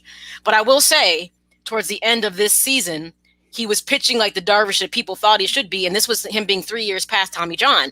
So this took him longer to kind of get to where he needed to be. God forbid he goes to the Padres and pitches like, the Dodgers needed, the Cubs needed, and now you're pissed. You can be as angry as I am and be like, see, that's exactly why I hate that guy. But that might happen when he gets out to San Diego. So my thing is, that was the signaling of, we don't plan to win now. And that was kind of my part about bringing up Chris Sale, was that trade was, we know we're not winning now with him. So why hold on to him, send him someplace else where he can maybe win, but we can get something back in value. So when you see that exit, and if Contreras goes, it's like, now you're really just dealing off the parts that were very integral in you winning a World Series, because as it stands, you feel that it's not good enough. Yeah, you always want to, if you're rebuilding, then you want to get rid of your highest, not just say your most valuable assets, and by valuable, I mean what are you getting in return? What are bringing the most prospects or the most talented prospects? And that I knew what you meant when you brought up the Chris Sale thing, because he was the best guy on the Sox. Not only was he the best guy in the Sox, but he was one of the best pitchers in Major League Baseball. And that's a huge and that's a huge difference as to being the starter or an ace on your staff to being one of the best pitchers in Major League Baseball. So I got your point when you were in argument we were talking before. And that's why he was dealt just for that reason, because he would bring back the most ready prospects, either most number-wise or the most ready prospect. Let me just say this, because Ivan has popped back on. And now that Joseph's gone and all his emotion has left with him. Joseph, I'm sending you a bill, by the way. But what's interesting is that when I look at what's remaining in the core, and this is why I keep liking this to the Blackhawks, because I feel like they're sitting in the same situation. At some point, Taser Kane has to go to bring in, because they're in a rebuild as well. You know what I'm saying? So when you have these high value players that can bring you something, but here's what I would pose to you, Ivan. Timing is everything. Now, if you happen to have a team that's in love with sabermetrics, then what was Bryant and Rizzo and Baez? And to me, Baez probably has the best numbers trending since the World Series. And I swear I'm not saying that to be biased, but Chris Bryant and Rizzo haven't put up the same numbers since, for several years, partially due to injury. You know what I'm saying? Not because they're not competent, but because of injury. They just haven't had good seasons. So if I'm looking at them in the trade, you may not get for them what you would have gotten 2 or 3 seasons ago. So I'll tell you, if nothing else, if they don't get dealt this season, this becomes a season that their value has to rise. You know what I mean? Like they have to stay healthy. They have to have good numbers to kind of show that they can be those type of post-World Series players, because they were young going to another team.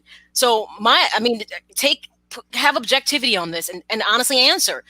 They're not going to have the same value they had coming out of the World Series, considering the numbers. Like their WAR doesn't look like Mike Trout. Real talk. It don't. But then nobody's does, if you want to know the truth. Do you really think they did for a while? I'll just say this. I'll say this. I'm going to say it again. Nobody's WAR looks like Mike Trout. He's a freak of nature. That's just it, okay? Let's just be honest. Let's own it. Stop arguing about it. Like it's Mike Trout, and then there's everybody else, pretty much. But like those, none of them are Mike Trout. So for me, look, I could see Bryant over Rizzo because there's a love affair with Rizzo. I liken Rizzo to Paul Konerko's love affair that the Southsiders had for him. Like did you ever want to see Paulie go ever? Like I know he never went anywhere, but would you ever have liked to see him go if you could have gotten somebody better? Or a boatload of I didn't have that love affair with him. Like I loved him, but not like that. Now for me, Chris Sale was that player. Abreu would be that player for me right now. I don't want to see Abreu go anywhere. So that's that for me. That's a player that I would hate to see. So my point is, like right now, Rizzo and Baez are more beloved, I would say, by Cubs fans, because I just see more of a split with Chris Bryant. When it comes to Chris Bryant, it's like, well, he's underperformed. Well, he's always been hurt, and then there's other people, fans that point to him being consistent when he is healthy, and I'm like, well, the best ability is availability, and if you're asking on the field, then what good are you to the team? I'm not saying Chris Bryant isn't talented. I'm just saying, man, like if they're going to go ahead and try to keep that core 3 and then let the youth build around it, I'm okay with it as long as that plan works. If not, you're going to be pissed that you didn't go out and try to get the most you could for 1 or 2 of these guys when the time presented itself. I just feel like the Cubs right now are on a 2-year plan. That's what it is, a 2-year plan. We're going to go ahead. We're going to try to retool quick. We're going to get the youth movement going. They're going to try to bring up guys. And then year 3, so I want to say maybe 2023, you'll start to see exactly what the hell they want to do. But right now, I'm not as angry as a lot of Cubs fans. It's the whole love affair with them. It's the whole 2016. We finally did it, but and like not that there's any fault to what happened in these past few years, but like there has been a huge regression in production, and I just feel like Jed made his decision on what he wanted to do with the ball club, and I feel like you should applaud that. At least he knows, hey, I want the Cubs to be youthful and then continue to win, because I feel like he's right, tying up a bunch of money to some guys that might get old quick. Some guys might just underperform. Like, you just never know where they might go. I think that would be a mistake. I like getting younger. Baseball is right now looking like a younger sport. You see a lot more of younger guys being brought up and staying in the major leagues. I just feel like that's the way the Cubs want to go. Well, it's interesting but think about their ages. What, Rizzo's 31, Bryant is 28, Contreras is 28, Baez is 28. So if you think about it, they're at that right age for production, where they're like they're ascending. They haven't plateaued.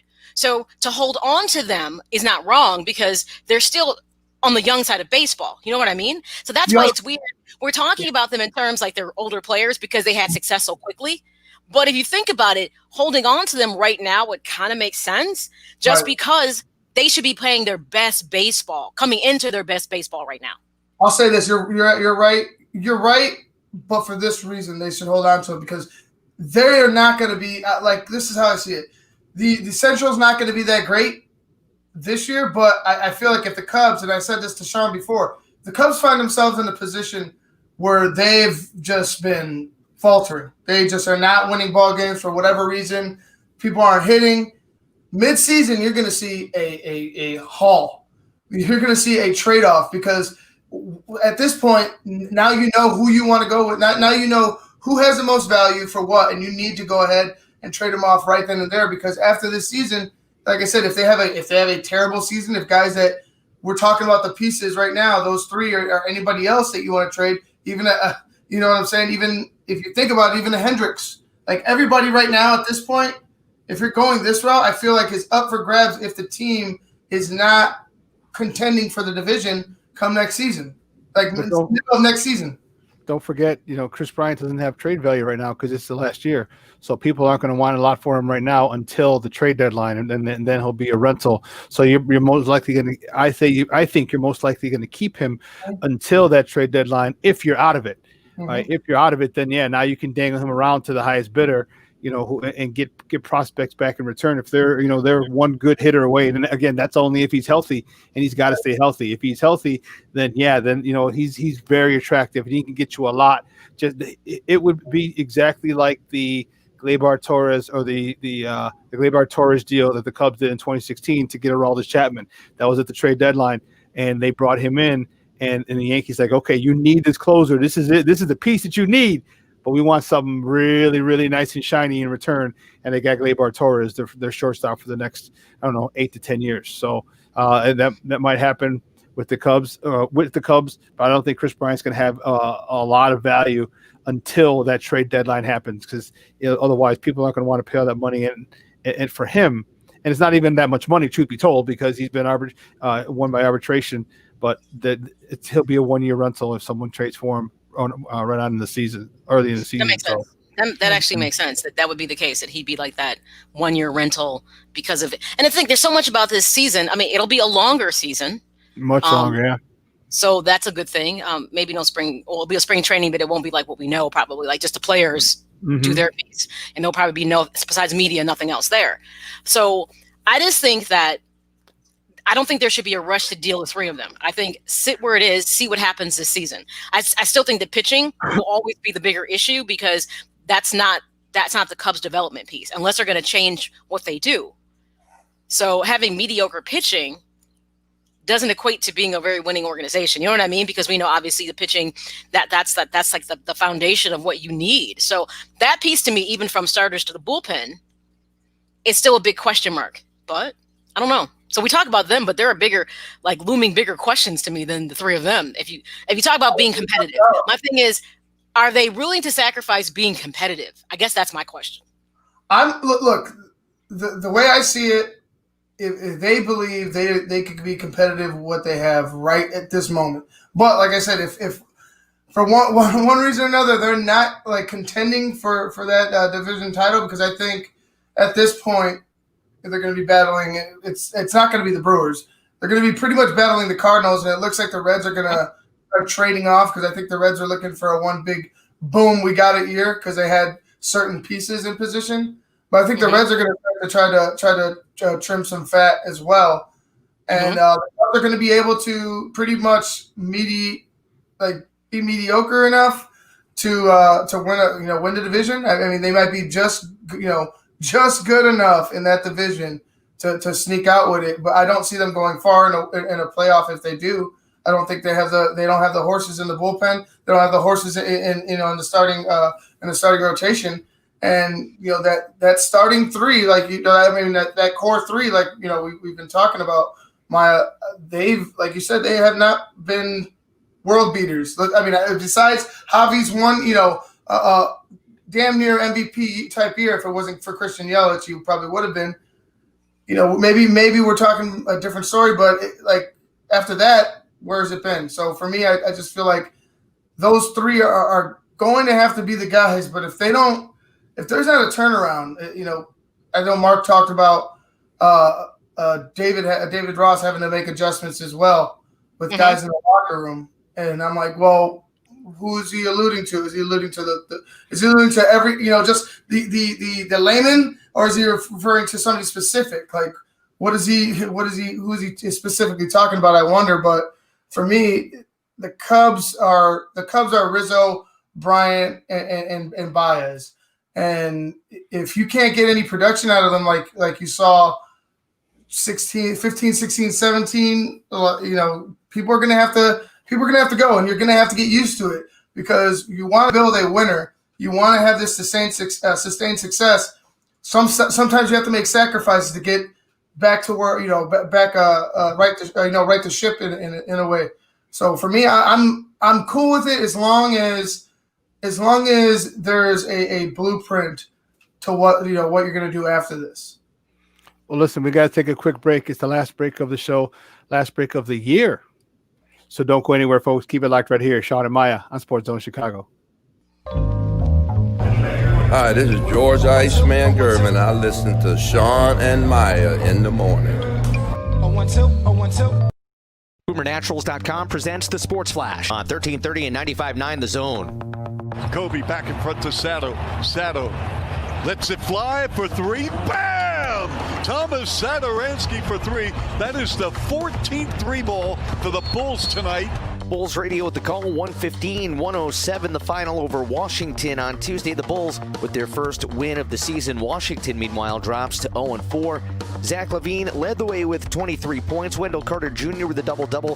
He had 10 points along with 12 rebounds. Nice night for Tomas Satoransky. He had 10 points along with 6 assists. The Bulls play at Washington again tomorrow, then head to Milwaukee to face the Bucks on New Year's Day. The Bears looking to keep the momentum going this week against the Packers. They need to win if they want to make postseason. This update brought to you by the Score app. Download the free Score app today. It's one of the most popular sports apps in North America. Chuck Sanders, that's the Sports Flash, 1330 95.9 The Zone. O'Reilly. This is Jesse's O'Reilly Auto Parts story. As a nurse, not making it to work was not an option. But driving through the snow with my wiper blades struggling, I just didn't feel safe. So I pulled into O'Reilly Auto Parts, and before I knew it, an employee was offering to install the wiper blades on my car. I got to stay out of the snow for a moment, and I still made it to work on time. O'Reilly Auto Parts. What's hot for business this week at Staples? Small prices, big savings. Help your business go big with amazing prices on great tech, plus the services to help set up and protect your new PC. And now, during Staples PC clearance event, save up to $180 on select Lenovo PCs, like the Flex 2-in-1 laptop with Intel i5 processor. Shop in-store or pick up curbside, and visit staples.com/protection to learn about keeping your computer safe. Ends 1/2/21 while supplies last. Curbside available in most stores.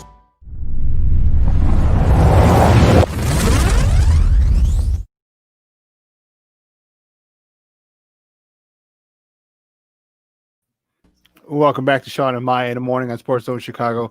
This is the final segment of the year, and we're going to finish it up with some Bear talk. I'm excited about this weekend's game, and we talked a little bit about it in the top of the morning segment. But this is going to be a big game. This is going to be a big game for Mitch. The Packers have been a team that's really had his number. had his passes.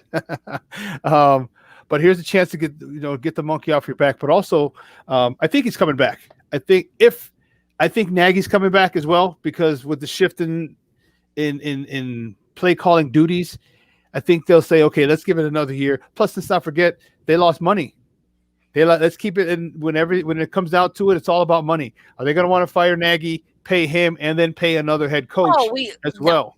No, remember we had this conversation last week. Remember where it's going to be that we can expect that Pace and Nagy are going to be back because they're really close to the end of their contracts. You know what I'm saying? So because there's been a shift and there's been some degree of success with the change that should have been made at the beginning of this season with Nagy not calling plays. So now it's going to be like, well, let's just play this out and see how it goes. One more time. So, because they're not going to want to deal out bringing in, because if you clean house, you're going to want to clean house. So if you decide that Pace isn't good enough, because is he the one with 1 year deal left on his contract and Nagy's too? So my thing is, if you cut ties with Pace, then that means whoever you bring in is going to want to put their people in. And I doubt they're going to want to keep Nagy at that point. So then you have to pay less people. You know what I mean? So unfortunately, I feel we see them for another again in 2021. One more game? Yeah, we're going to see that again. But the difference will be, one, you'll have a healthy defense. Everyone should be back. You have an offense that technically is playing better. You give Bill Lazor a full season to do his thing. You know what I'm saying? So you may see a shift, which unfortunately can mean we might have to look at them longer than we want to. That would be the problem. But here's the thing. At the same time, if you give them that extra year, and let's just say all of a sudden the ship gets righted because Bill Lazor just should have been calling plays. You know what I mean? Then if they're winning and they make the playoffs, so on and so forth, then I guess we can't gripe. Because when people start doing their job and they're winning, you can't keep asking for someone's job when they're doing it properly. It might have been, we just weren't making the right decisions. I think the bigger issue turns in, do you retain Mitch? Josh, I'm right there with you. I'm sorry, Joshua, because you have Joshua Davidson. I don't want to call you Josh. Maybe only special people in your life call you that. So you can call him Josh. You can call him Josh. I can call him Josh? Okay. So the thing about, here comes a segment. The thing about Mitch, it pops up. Son of a Mitch. No, I know Jason, right? I'm surprised Jason must be doing something because he's not commenting. So which means he must not be listening to the show because, he'd be hopping on. He'd be right now in the green room, ready to come on the show. Bring me on. You know how he is. Texting us. Put me on. I'm not a Mitch fan. I never was big on the draft pick. He was never prepared to be a starter. He wasn't a starter coming into the league. Let's be honest. Some of your best quarterbacks sat behind somebody else and watched them and then came in. Mitch was never ready. He was green. And then he had to sit behind Chicken Neck, who, by the way, was exactly like that. What is he? Okay, Mike Glennon, he's 6'7"? Did he say that? Like 3 feet of that is his neck. For real. But seriously, here's how I feel about Mitch. You moved up to get him in the draft. For some reason now he's playing at a level that we kind of thought he could play at. Not me. They thought, because I didn't know what he was going to do. I say you do sign him additionally. Now, I'm not talking about a 5-year contract. No. You maybe only give him like a year, you know what I'm saying, or 2, something small to say, you did show us something. Maybe this is what needed to be in place for you, okay? So we're going to see if this can really work. Might hurt his feelings. You might have to pay him more down the road. I don't know. The bottom line is that you're not getting anybody in the draft. You're not. And if you do, it doesn't mean not with winning. And it doesn't mean that if you do get a decent quarterback, it doesn't mean they're ready to start now. You're right back in the same boat than you would be with Mitch. So my thing is, regardless to how you feel about him, you can't just put him out the pasture to know you don't have a viable replacement behind him. And I'll be honest, if there's any veterans in free agency, well, you know how this goes. It may not be the best case scenario. The only person I'd want to nab who probably isn't going to be in free agency and his health would be an issue would be Alex Smith. But he's probably not going to be available. You know what I mean? He's worked magic in Washington. It's just unfortunate he can't stay healthy. So I'm sorry. You keep him. I don't care. Get out your feelings about it and put it into a logical perspective. Be objective about it. You keep him because you need to keep him at this point. Yeah, I agree with you. A year with a club option at the end. And then you can go look for your left tackle, go look for maybe your quarterback in a year or two. If you can get him this year, then he's got 2 years under Mitch. If you can get him next year, he'll have 1 year under Mitch. and let's be honest, Mitch is running this offense pretty efficiently recently, and that's a good thing. That's a really, really, really good thing. But the one thing that really bothers me, and again, it all comes down to money, is Allen Robinson. So if he decides to go, are the Bears going to re-sign him? Because that's Mitch's number one guy. And when you don't have a number one guy, are you trusting Javon Wims or Darnell Mooney or Riley Ridley, who's never seen the field, or Anthony Miller to be the number one guy? I'm not trusting any of those guys to be the number one guy and do what Allen Robinson does. So that's a situation you got to deal with, and that's why I think they're going to bring Mitch back. It's why, because he's going to be much cheaper, and they may be able to sign him and Allen Robinson. Yeah, him, Allen Robinson. Because if Allen Robinson goes, this offense is completely different. If he decides not to go, okay, wait. It's not necessarily different, Shawn.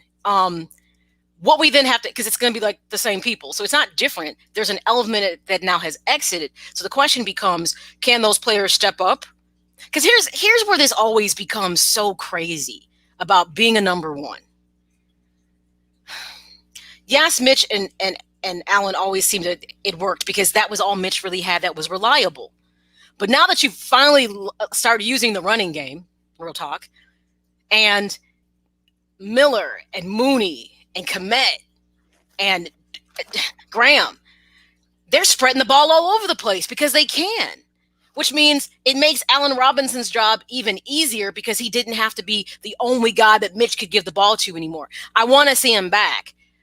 But here's the thing. If you deal him, you don't know what you might get. I don't know. I don't want to see him go. But I'm not going to say that Allen Robinson is the reason that this team is winning, because he's not. They're winning because collectively they're playing good together. You know what I mean? If he was like the reason, like, man, like they're winning because of him, I can't say that because the ball has really been spread out. So, but because that one game that they lost where he with the first down, that wasn't smart. But everybody makes mistakes. So I'm not going to hold him accountable for his feet to the flame. But I feel like they're playing team football, which sounds so crazy. It isn't like you look at what happens, like what's happening in Tampa Bay, where, Brady has all these different weapons. But, we can't say that Antonio is the reason that they won that last game. That would look a lot like that. But he had the ball. 3 or 4 different people had receptions. So, I mean, it's touchdowns. So yeah, but you got two. I want Allen Robinson back, got two all-pro, but I don't think that one monkey stops the show, and I don't mean that figuratively. He's a monkey, so don't get upset and get your panties in a bunch for people who like to be politically correct. But we don't have any other correctness out the window for 2021. We don't have any other all-star receivers like Tom Brady. I want to see him back, but I don't feel they can't be good without him because of how other people have really stepped up and been playing. They actually they have 3 receivers down there. Well, yeah, 3 if you really think of it. I mean, with A-Rob, or not A-Rob, Antonio Brown and Mike Evans. I'm saying so. What I'm saying is like they have those are 2 Pro Bowl receivers in addition to Brown. You know what I mean? We don't have a Pro Bowl receiver that anyone that I'm comfortable being the number one dude or the guy. Okay, but here's the thing. We don't have a Pro Bowl receiver because the opportunity has never presented itself for us to actually create the opportunity for someone to be a Pro Bowl receiver. See, that's the thing. Everything is about timing and opportunity right now. So because Mitch, I don't know if he got some voodoo going. I don't know what it is. This kid all of a sudden, I do attribute a lot of it to Bill Lazor. But beyond that, when Mitch came back this time, I don't know if his ego got so bruised that this kid, when he wasn't playing, everything from his mechanics is better. His throwing accuracy, even though last week he was a little kind of off, but everything improved about him. I would love to know, what did you do when you weren't starting? Because something is different about him. And I don't know, all of a sudden, what switch flipped? Was it he had enough starts finally under his belt to play better? So the issue is that we don't have a Pro Bowl receiver on the team because 1, we didn't bring one in, but 2, no one was playing at a level to make anybody a Pro Bowl receiver either. I think you could have a couple Pro Bowl receivers if you think about it. You could have an Allen Robinson and your tight end. Not now, and I'm talking about in the future. If you go ahead and keep Allen Robinson, you can potentially have 2 Pro Bowl receivers. No, but we're talking if Allen doesn't come back, then we don't have anything like she mentioned Tom Brady and Antonio Brown. I was like, but Tom Brady still had 2 other Pro Bowl receivers to throw to in Godwin and in Mike But it's Evans. also unfair. It's Tom Brady, so that probably wasn't the best example, so to speak. He can create situations to do things differently. So that wasn't a fair example. I'm just saying, though, Mitch has been spreading the ball out and connecting. Even though Allen is his guy, look at how many other people he's connecting with. So this new opportunity has presented itself, which, by the way, will be a whole different look for Green Bay. Like, Mitch is no longer, even though I want to say this, Mitch, please stop staring down where you're going to throw the ball. I hate that. He's telegraphing it like, hey, I need you to kind of look around. I'm like, it's going right over there because he's looking right at it. That's his one deficiency right now. He gets dialed in. You know what I'm saying? But what'll be different about this Green Bay game? One, the running game is present. That's the first thing, and it's good. 2, tight ends are being used efficiently. We are spreading the field in 5, in those 3 phases. The middle of the field, we're getting on the, we're on the sidelines. We're hitting the A and B gaps with the run game. There's a lot of good stuff happening. The O-line is actually competent. Go figure. We've had a lot of things change since we saw Green Bay last time. So it's like, let's see how it plays out. It's going to be like the defense. If we're scoring, you make sure you do your job and this might be a high scoring game. Be honest, which is could very well be. It's crazy because when's the last time you thought you'd say that the Bears would be a high? People, you know what's funny? If you watch them on the national media, people like say the Bears and they laugh offensively, like, hey, the Bears are one of the highest scoring offenses right now. People are laughing because they're like, where the hell did this come from? Yeah. And it's happened week to week to week. If you want to get people to put them on a higher respect level, they need to go in and beat Green Bay. And people be like, okay, now they just played a team, even though Jacksonville in that first half gave them pushback. Their defense did not make it easy. And it was interesting to see how Mitch had to make those adjustments, so to speak, in that first half. And then things kind of clicked in the second half. Green Bay is going to challenge them. And Green Bay doesn't have a chip on their shoulders. They're like, you come over and you knock this off because you can't do it. I believe this will be the first game that Mitch goes in, though he might be nervous. He knows if I want people to believe in me, I need to have a really good game. That's pressure. But I think he knows it. And against the Packers, if Mitch does well, it gives us a good shot. The defense, and here's why: if we continue to run the ball, Green Bay's run defense isn't very stout. Okay, they've been giving up big yards on the ground this year, so we can attack them that way. But what we're really going to need is our defense. Our defense is really going to have to step up. They're going to have their best game against Aaron Rodgers. They're going to have to harass him. They're going to have to fluster him. They're going to have to sack him. They're going to have to hit him. They're going to have to hit him. They're going to have to hit him. And that's going to cause big plays in the back. And Eddie Jackson to leave his diva alter ego at the door on Sunday. Yes. And he needs to come. We need the ball hawking guy that he is. He'll throw some shoulders around too, which is fine. There's some things that defense really needs to step up because the way they've been playing the last few games, they're not a Super Bowl defense. They're a very good defense, but not a Super Bowl defense. And they need to step that level up. So I would like Chuck Pagano to bring a lot more pressure to disguise a lot more, or try to disguise. But again, when you pressure Aaron Rodgers, that's when he's his best, and that's when he kills you. So it's a slippery slope if you want to go down it. I want to give a shout out to Vernon Fairley. Bears need the discount double check. Yes, they do. They need to do more than a double. They need a triple check. Literally, I want to give credit, though, because I think it's easy to not do it because it's working. And I know we're talking about the defense. They got work cut out for them. But I want to just kind of lateral back and talk about the Bears offense, because when it's working, you don't get credit. You know what I'm saying? People only dog you out when you're failing at your job. I want to tell you how I don't know. Look, I just know that I need Mustafa and Bowers in the lineup next year. That's all I know. And you figure everything else out around this because they're good. They're good. And when I give anybody from Notre Dame any kind of credit, you should know that means something. But the reason this O-line actually is good is that we forgot that Leno was even out there. Yeah. He is no longer a detriment because of how good these two people have been inserted. I thought that when I'm like, I forgot that sorry ass was out there. His jersey walked by the camera, and I was like, holy cow. I forgot that he was even out there messing up and being soft and sorry because the other two people are that good. Seriously. I can only imagine what this would look like if James Daniels wasn't. Seriously. So I want to give them credit because it's working right now and they can do play action stuff with Mitch. Everybody's ignoring this shift and how big it is. They only talked about them when it was bad. And I'm like, I want to give them credit because this is a substitute offensive line that's playing like they've played together all year. That's amazing to me. But remember, O-lines are drafted, developed, and they grow together. Or signed as free agents and developed. It was rare because you may get one or two free agents, but a majority of your line is usually drafted. No, I was just saying that for Bars and for Mustafa. Right, but they were on the practice squad. I mean, who thought that the B squad, the C squad, could be that good?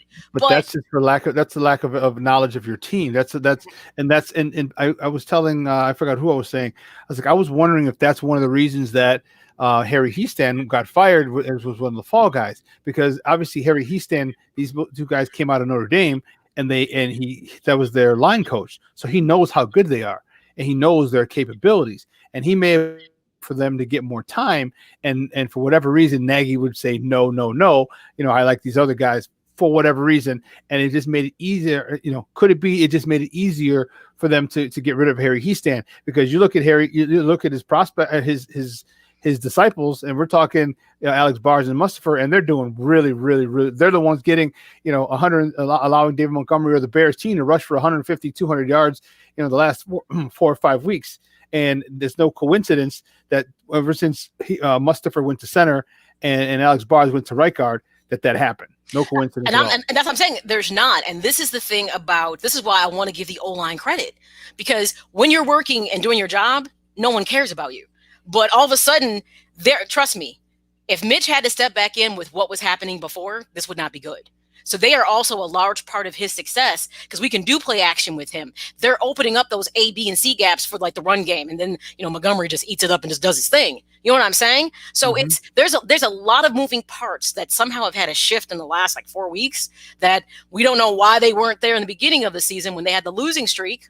But the bottom line is everything has come together. And even though this is a different team, it's the same team with some slight changes.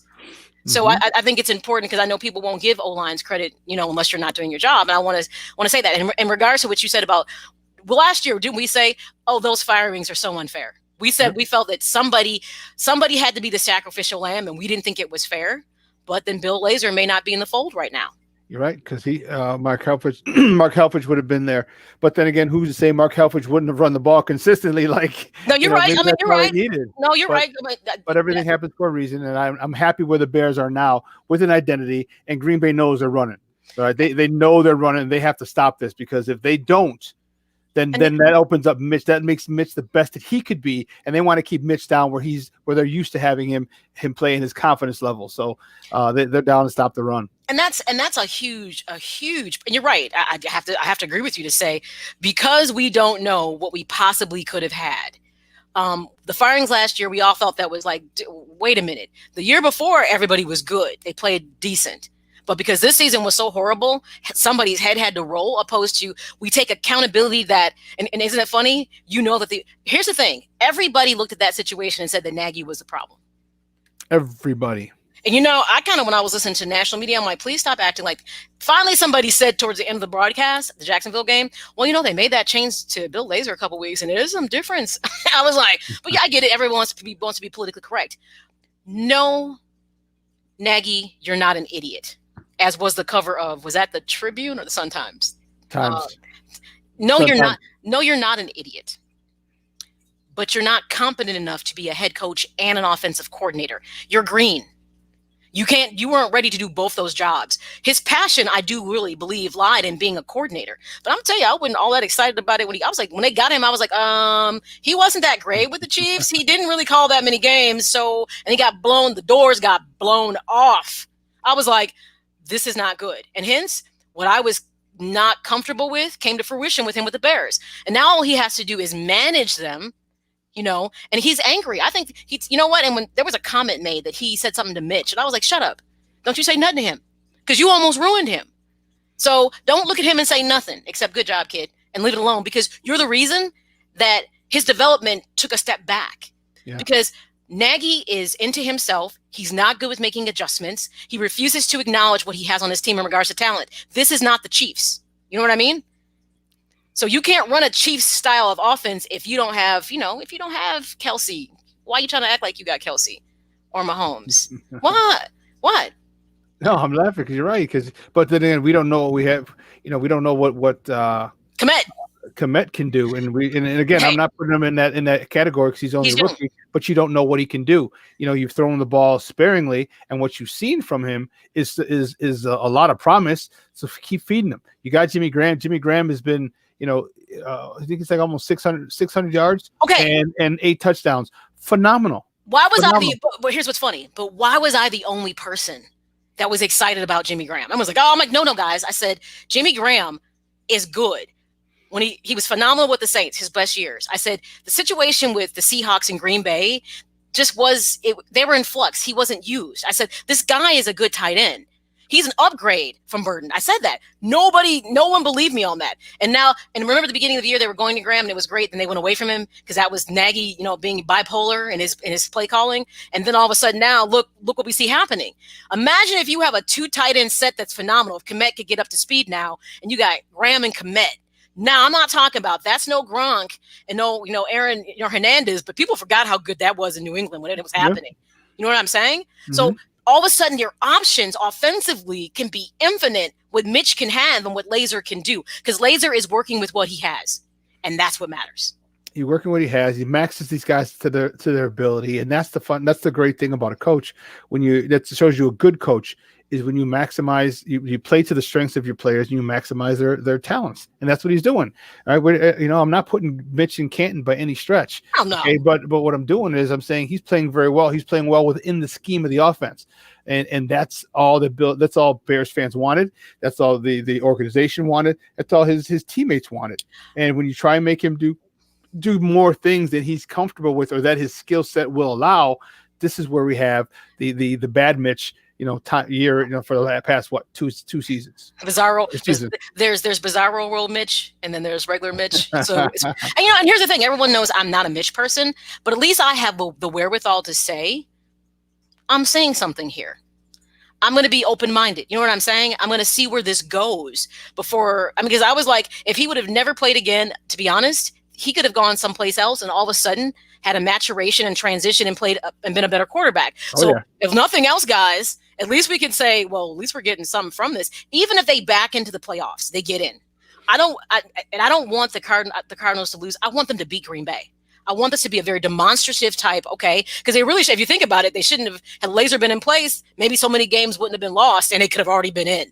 They played 500 in that 6-game stretch. This is a whole different conversation. It's a different conversation. So unlike other people, I am not so pig-headed to say, I'm just writing Mitch off. I don't want to see it. No, because you know what, people? Well, it's easy for the mere mortals who don't play professionally to be judgmental and to say this and say that. You know what I mean?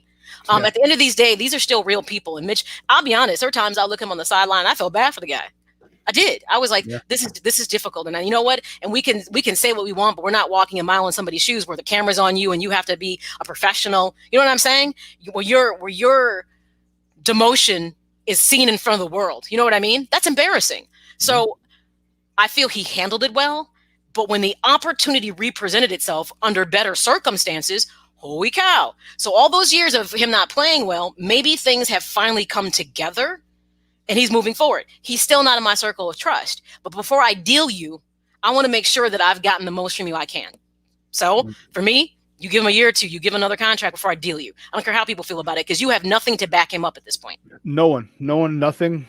Tyler Bray's not the answer. And here's, if you can get a quarterback, you can get a guy who can sit there and watch Mitch run this offense efficiently. And so whenever the next person's turn is to step up, whoever the quarterback is, he'll have a visual. He'll have a good example of how to get this offense up and running. Maya, our shortened show today, 2 hours has come and gone. I want to thank our guests. Mark Gonzalez from the Chicago Tribune for calling in, talking a little Cubs baseball with us. And then, our guy, Joseph Phillips from the Chicago Crusader, who joins in every show to do the top of the morning segments, guys. It was, you guys made it a great show.